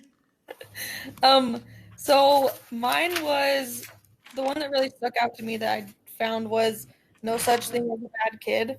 And this year we have dealt with like a ton of behavior, and I think it's just because our students are dealing with so much and nobody really sees, not, I shouldn't say nobody, but I think a lot of people think that like kids are so absorbing, and I get that they are, but I'm like, we've seen so much, and everyone keeps asking us as sped teachers, like, why is this? What's going on? And all whatever. And we've had to deal with our behavior team a lot too. And like we've just come to like it's just all the effects that they're dealing with over the years. So this kind of stood out to me because I've had so many teachers come to me asking like what things to do or just kind of venting, I guess, in a way, not complaining but so it was kind of cool how it just pointed out different things in the studies, but it just like two of the big points it said is like children succeed when they are surrounded by adults who believe they can succeed, no exceptions. And then children succeed when they have meaningful and sustainable relationships with caring adults. And that was another one that stood out to me because our school, we're like almost a little, I think we're at over 1,000 kids now just in our elementary school. And like we have 33 kids in 5 classrooms. So it's kind of just, I feel like there's so many kids and we're like, the teachers are expected to cram so much into their day that it's kind of taken away from being able to build relationships with them. So I thought it was cool this year that they have focused so much on that SEL to hopefully bring that back in, especially from what we've kind of went through and dealt with over the last couple of years with everything going on. But another thing that the article pointed out was that the trauma and the true effects that it has on kids, and just that it talked about how like going through the trauma truly does affect their brain, like that it makes it so that they truly can't fully develop their self-control because their brain's so much on like the fight or flight scenario that they haven't been developed the right pathways to get through things, I guess. So that was kind of crazy, but it just talks about a lot of things at the brain and everything. It was a really interesting article. And then the last thing that it talks about is just reframing our thoughts of behavior and just how like we can say, oh, that kid's obnoxious or that kid wants attention or what all the things that we kind of seem to say, but just reframing it in like a hope based or like positive way and just seeing them as what's going on in their life and into what they're dealing with or their why or function of their behavior, because there's always Mom, I'm a some little crazy. whatever's going on in their life. They're not just being a stinker to be a stinker. There's something going on. So I just thought that was cool that I think it pertained more to what I'm dealing with at school. So maybe that why it's cool to me. But yeah, I really like that one. And there was a big article came out last week is that these students you're having their troubles with, we're saying, well, you don't get to go on the field trip now because your behavior was so bad. They're the ones that need to go more than anybody else because they're acting out for a reason. Yes. Definitely. Yeah. Definitely. And remember this one I showed you? Just a minute. Did I get it back over here? I don't want to do that one. Okay, the motivated brain, improving student attention, engagement, and perseverance. Now, a lot of people are online. Laura, I don't want to pick on you again if you don't want to speak up, but do you see this at all? Because your students don't go to a classroom, right? They come just to you, Laura? Is that right? Right. They work online and then some come into the building when they need help. And do they miss that engagement, or what do you think about? Yes, and that's why we implement things where they can come into the building and work. We do work over Zoom with them. We have activities where they can come in and kind of socialize, and we're improving each quarter. This was our first complete year. And so, yes, and we are having, that is part of our goal is engagement over this next year, and it's gotten better each quarter. We have some who just never do a single thing. And so, we have to make calls, talk to parents, and the parents can't get some of the students to do their work. But I'm finding that we talked to a lot of the other schools for an A2A meeting the other day, and it's not just us. So even in the classroom, they've got students that are sitting and refusing to do any work. So that made me feel a little better. But yes, we definitely have students that struggle with being engaged online. Anybody else that have noticed it like Megan has? I've really noticed it in the schools as I go around, yes. It's hard to come back and you get so used to something. Yeah. Thank you, Megan. That was very good. Who else wanted to be next, please? Me. Can I go? Can you hear me? Yes, we can hear you. Go ahead. I can hear you. My microphone is weird and I have to reset it. You can hear me now? Yes, we can hear you. Okay. So I read an article on vocabulary, and it's just a part of reading that I haven't done a ton of research on, but I know it's very important. So it just kind of went over how effective ways to teach vocabulary, and I thought it was really interesting. One thing it said was that it's really important for the students to be engaged while they're doing it, and so using multiple methods of vocabulary instruction is better than just using one over and over, which makes sense. And then kids that can't understand what they're reading, even if they're decoding word by word, it's not very beneficial to them. So it's really important to build that oral vocabulary, especially in younger kids. So as they're decoding words, they recognize those words that they're reading. And then it kind of went over words to choose and activities.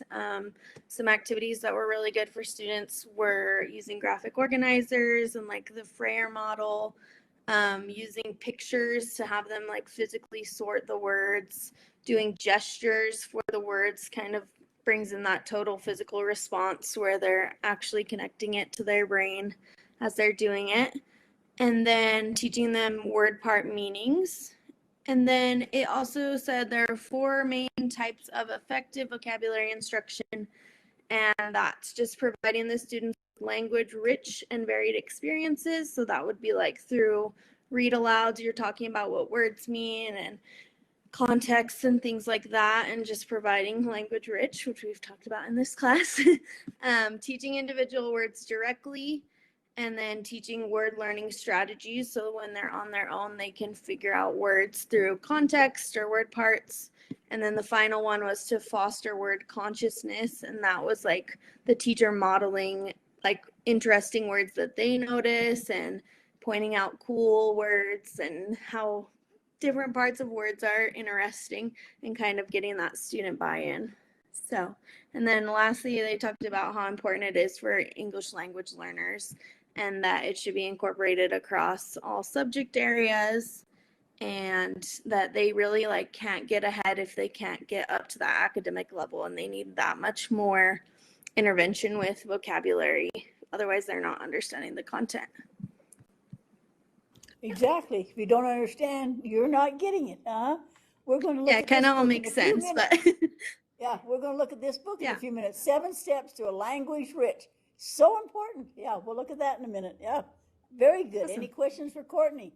If you don't understand what you're doing, you don't know what you're doing. Okay, anyone else tonight? I have an article I need to talk about. All right, we'd love to have you. Okay, so it's titled Early Literacy Strategies at Work. So it mentioned having daily phonemic awareness, like 10 minutes for a whole group each day.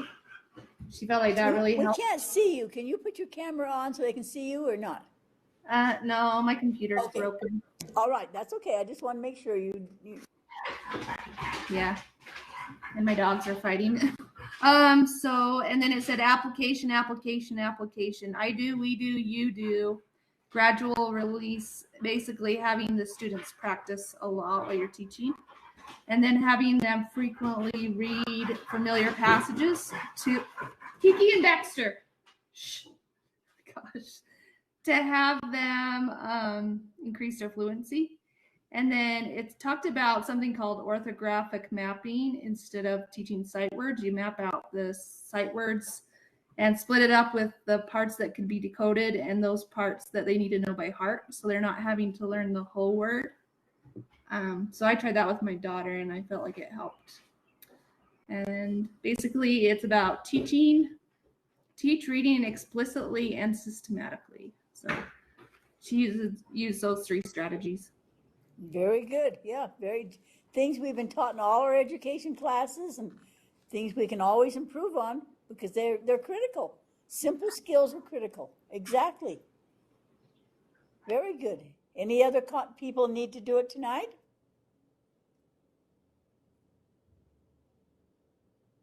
Okay. Thank you, everyone. Let me show you a couple of other books. Remember, I showed you to you before, but let me encourage you again. These are just simple little books called Brain Strategies, 2nd edition, just some ideas. This one, remember how to teach students to remember. And I really like this little $5 book, what every teacher should know about learning, memory, and the brain. It all comes through the brain, doesn't it? All right, we've come down our canvas here. So we're down to reports of strategies and articles.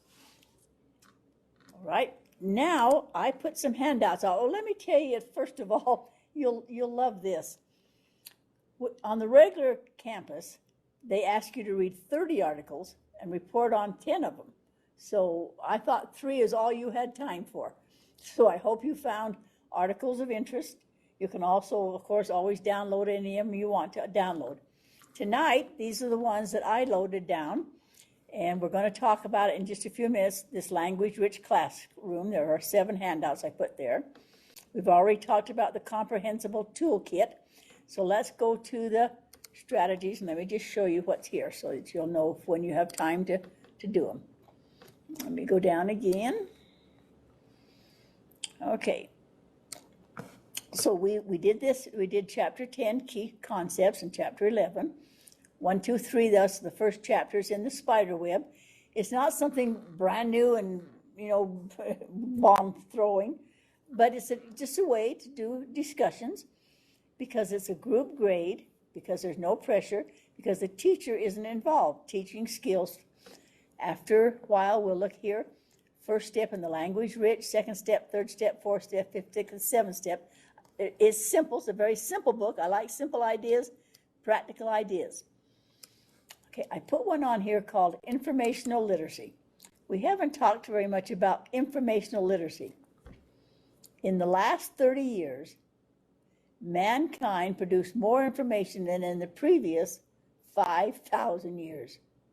That's just one of the statistics that came out of the Humboldt State University, and it's called overload statistics. So informational literacy is everywhere on the internet, and our students are getting it from TikTok. I don't know if that's good or not, but so just be aware that there is a lot of informational, and sometimes students don't know what to read and write.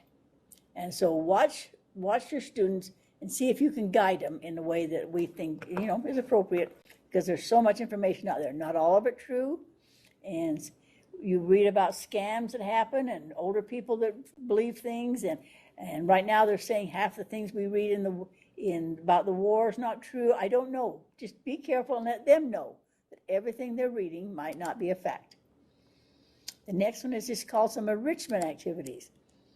What enrichment is?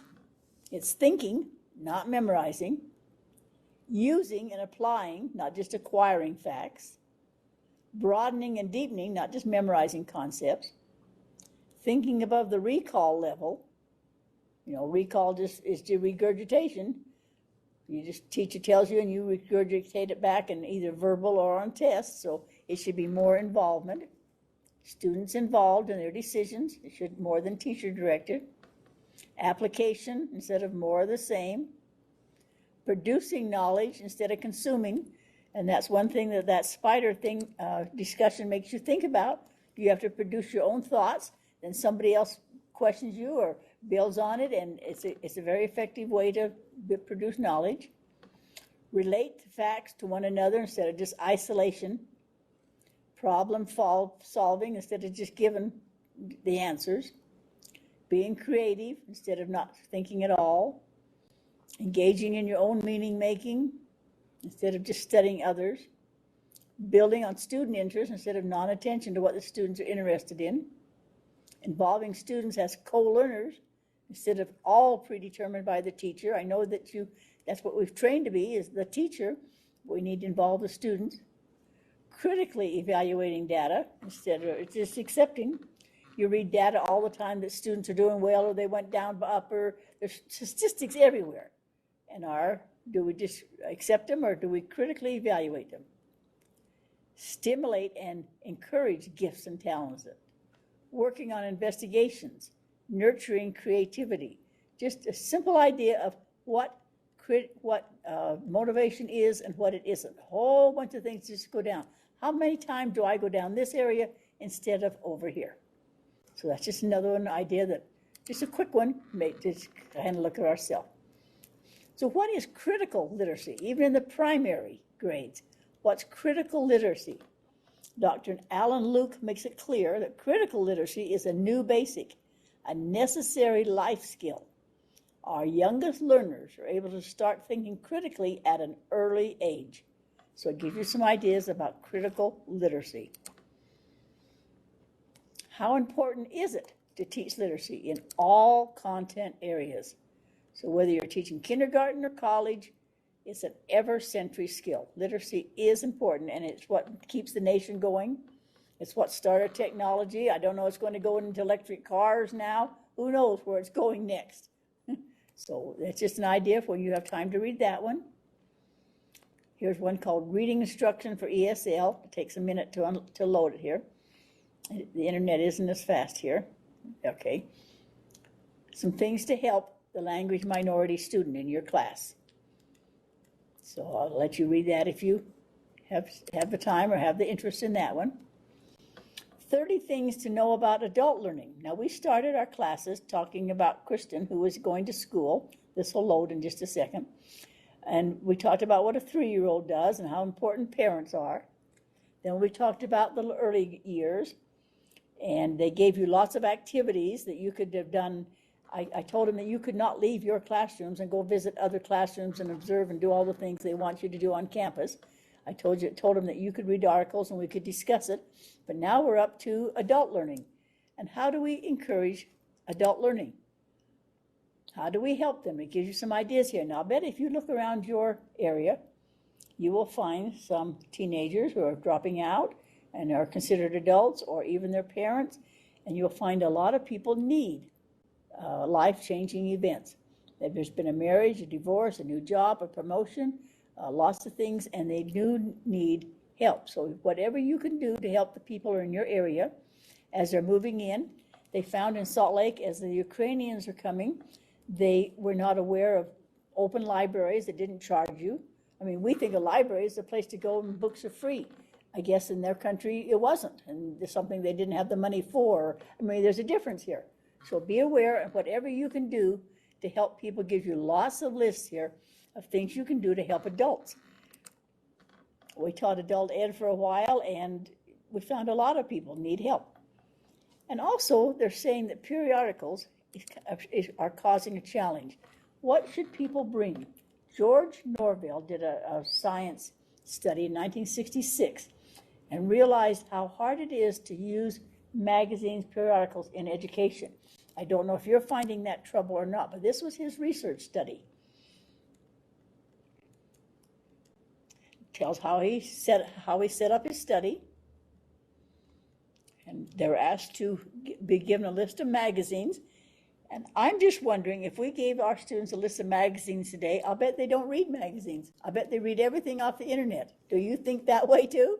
I don't see them carrying magazines around. Maybe some of them. But you could do the same thing in your classroom and see what they're learning from the internet instead of the magazines. Where are you getting your information? That's what the boys liked and what the girls liked. So it was a very interesting study that he did in 1966. If you were in our level 2 classes, which Kristen is and a few of you, you do original research. And that would be very interesting to me to see where they get their information from TikTok, from Facebook. Where are they receiving their information now? So I put those there just in case they are of use to you or you know. This one is 80 interesting facts about education and literacy. I found it fascinating, so I'll let you read it. An estimated 2/3 of students who are unable to read at proficiency by the end of 4th grade will end up on welfare or in jail. Worldwide, 12% or 775 million adults are considered functionally illiterate. I'm not going to read you all 80 of them, but glance through them and realize how important your job is. You are teaching literacy. 1 in 4 children in America grow up without learning how to read. Aristotle has a comment here. But anyway, if you have time, run this one off because it makes you feel very lucky that we are doing a great job and we have schooling and we're starting with the really young, there is an early childhood lab now, but the legislature is realizing that we need more money for all-day kindergarten, early childhood, get them started so that they have education and literacy young. So I thought an interesting article. That's just there for your information. We're going to take a break now, and then I'm going to show you a cute little book called Happy Teacher Habits to see if you're a happy teacher, because school's almost out. In 2 weeks, I'll ask you again, and I'll bet it's a different answer. But anyway, take a 10-minute break now, and then come back, and we'll look at this little book called Happy Teacher Habits. See you in 10 minutes.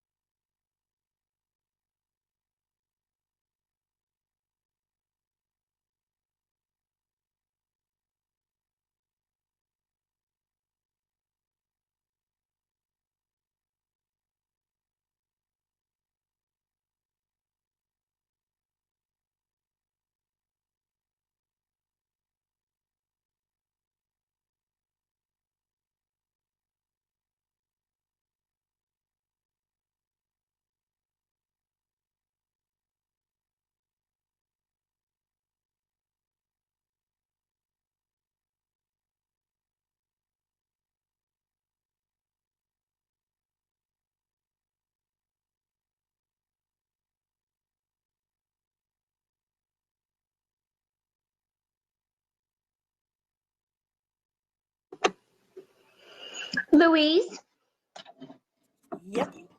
this is Cindy. Stacy just asked me if I would remind you that she boogied off to go and do her little daughter's thing or something. Yeah, and have a gender reveal. They're going to have a new grandbaby. Isn't that exciting? Isn't that exciting? Yeah. I get a new one in August. I'll have my third grandbaby at the first week of August, so we're pretty stoked too. Yep, that's great fun. Thank you. Yep, thank you.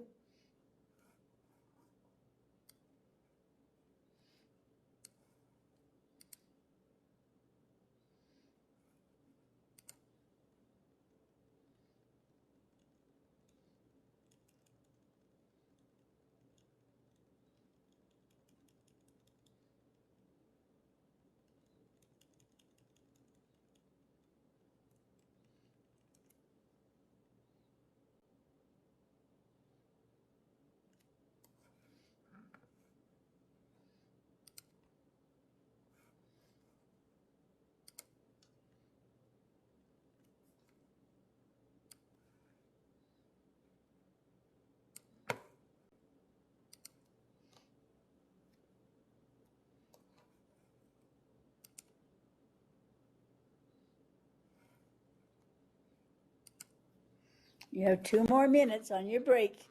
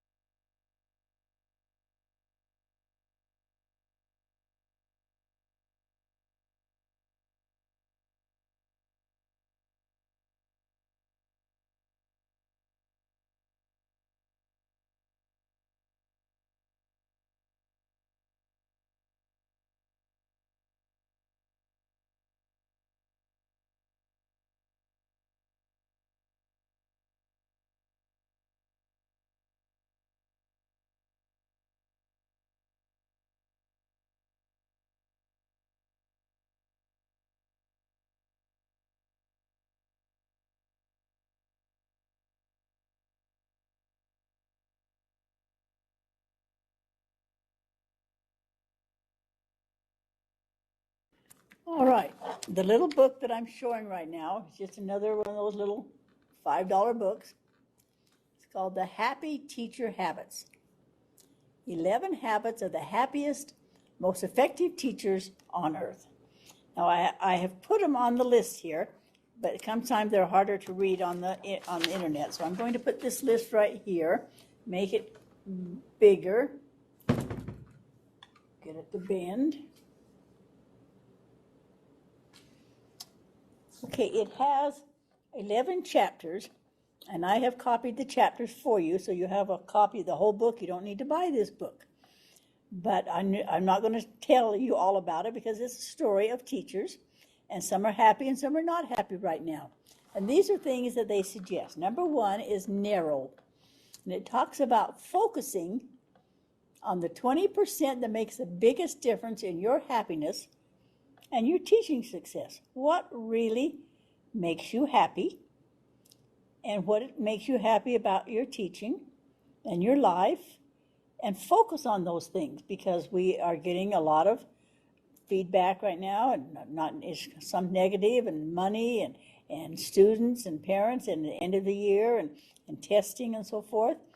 And it tells you that if you focus on the 20% that makes the biggest difference in your life, what really makes a difference? Do you love going every morning? Do you love seeing somebody's little face? Focus on those things, and that's one good thing to help you. And there's a whole chapter there about 4 pages long. It's just a short book about this one teacher and what she focused on to make herself happy and what she had to do away with. So many meetings or so many times she made a suggestion and nothing came out of it. So she focused on the 20% that really made a big difference in her happiness, and it helped her. Number 2 is decline. This is my hard one. Say no to anything that pulls you away or distracts you from that 20% that really matters. Are you one of those people who say, yeah, I can help you, I can do that, I can be on that committee, yeah, I can until you can't anymore. So it gives you some ideas about it's okay to say no to anything that pulls you away or distances you from that 20% that really matters. There's a whole chapter about that and a story in there about somebody. And then number 3 is tidy. Remove clutter from your classroom. Organize and tidy until it reflects your expectation of excellence. If you're happy with how your room looks, or if you're not happy, be tidy, because tidy seems to make our brains more organized. This isn't true for everyone. Some people thrive in clutter. I could not do that. I have to be very organized and where everything is and so forth.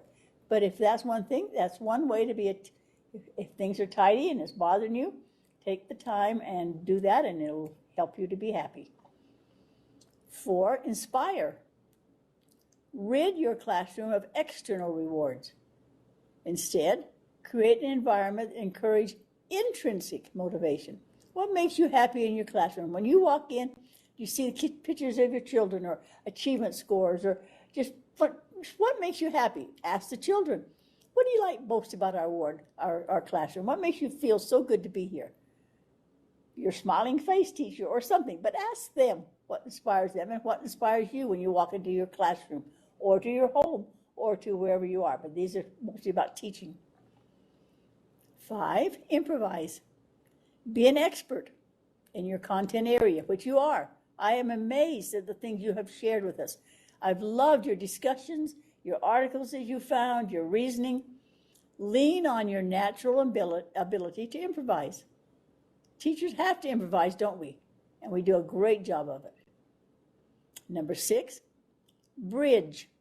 Use the 3-step planning process to bridge the gap between your curriculum and the hearts and minds of your students. And there's a chapter on there describing the 3-step planning to bridge between your curriculum and the hearts and minds. We went back to those 3 important things: the connection, the caring, the compassion you show for those students. They learn from that, I think, more than they learn from the textbook, because that has to come before the textbook. Envision. Visualize your lessons, your response to misbehavior, and the sequence of every day. Envision what a great day would be like. And I'll bet some of it comes true that way, because you're envisioning it, you're understanding it. Envision your lessons. Have you ever thought about that? What am I going to teach today? How am I going to make it exciting? How will it be meaningful to me, to them? Envision it. Shift.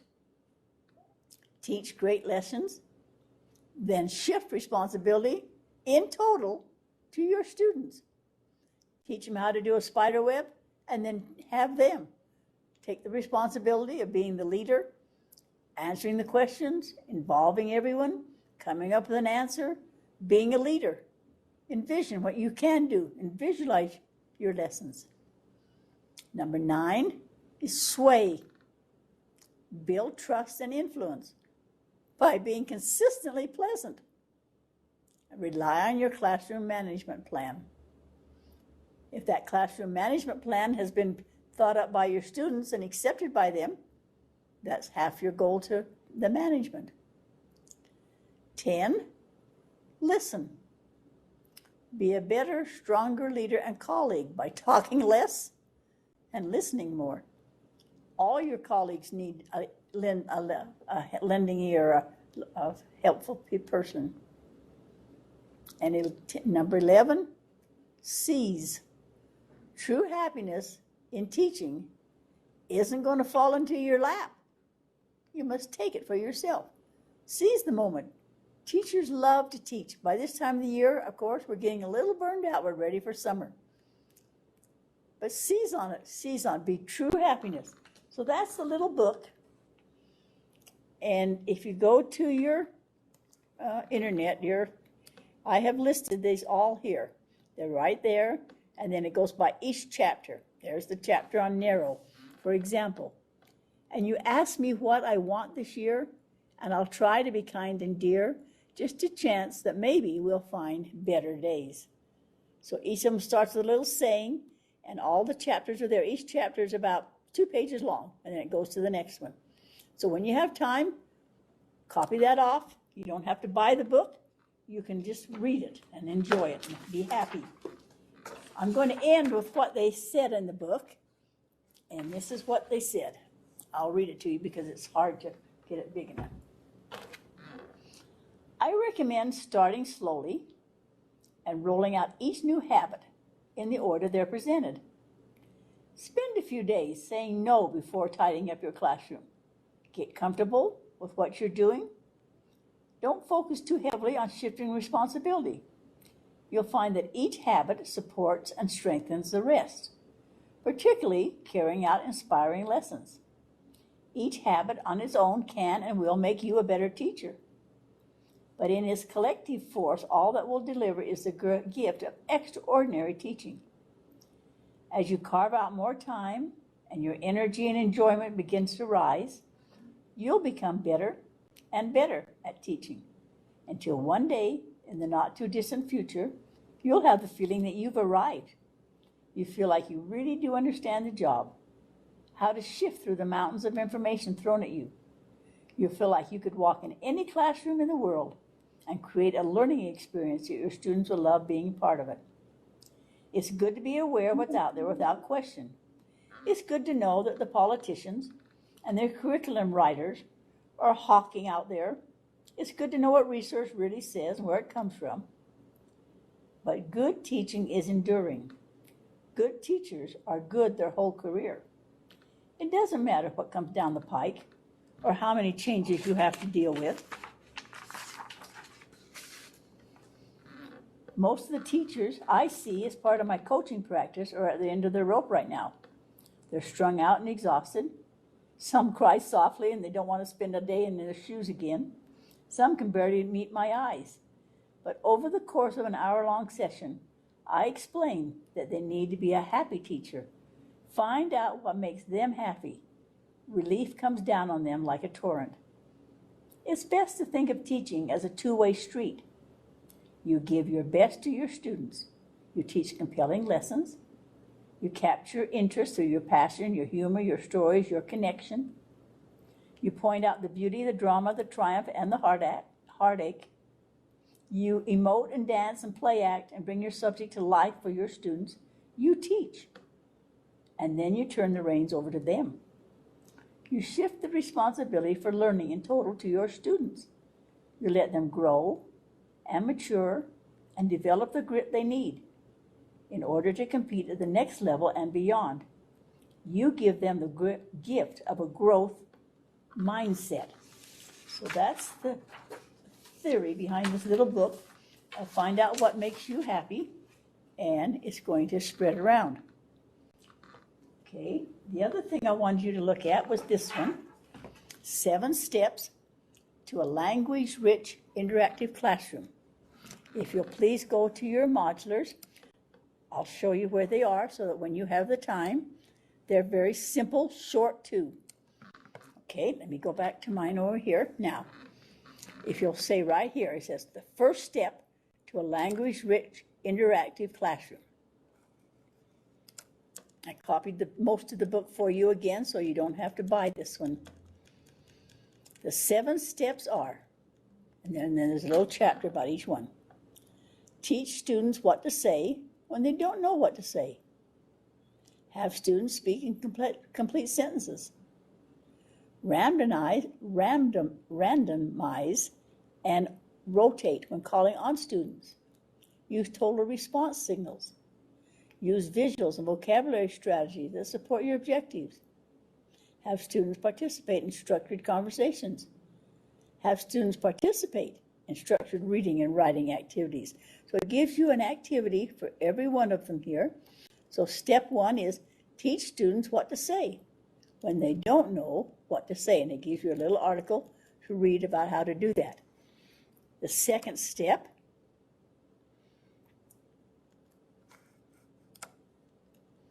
is have students speak in complete sentences. And he'll give you a little article to read about that, just a little one-page article to give you some ideas. Number 3, randomize and rotate when calling on students. So it gives you a little article about that one. Number 4 is use total response signals to check for understanding, and it gives you some ideas to use that one.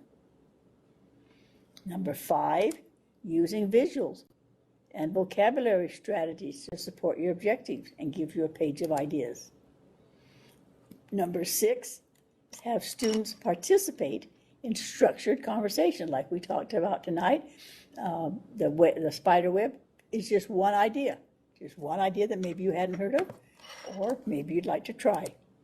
And number 7 is have students participate in structured reading and writing activities. Show them how to do that. That skills they're going to need when they get out in the work field. So those are the 7 steps to go along with 7 steps to a language-rich interactive classroom. Research-based strategies for engaging all students, and it tells you all about the research that went into it. I told you last week I was going to show you this book. You may or may not agree with this one because we're doing some of these things. But why? Why are we still doing that? And the things that they say to question, this is one person's opinion, so don't get mad. Number 1 is round robin reading. Teaching to learning styles. Is that something we still do, or is that gone? Homework as a default. Well, if you don't mind, I'll give you more homework. Formative assessment imposters. Standardized test-based practices, behavior charts, and withholding recess. They say, why are we still doing some of these things? So if you are in a place where you'd like to discuss those with someone, there's another little $5 book on why are we still doing the things. Positive alternatives to some problematic teaching practices that maybe we still do. One more book, since we're talking about the older students tonight, there is a right to literacy in secondary schools to create a culture of thinking.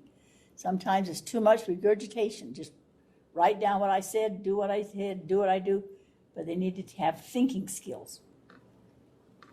All right, and then to end our lesson tonight, you need to go back to Mosler's 1 more minute, please, and I'll show you an article I put here that has great importance to all of us. If I can get it to go down where I want it to go. At the very bottom, the last article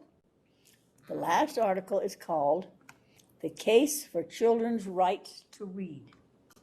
This is coming from the ILA, called the International Literacy Association, and I'll put it over here so you can see it better.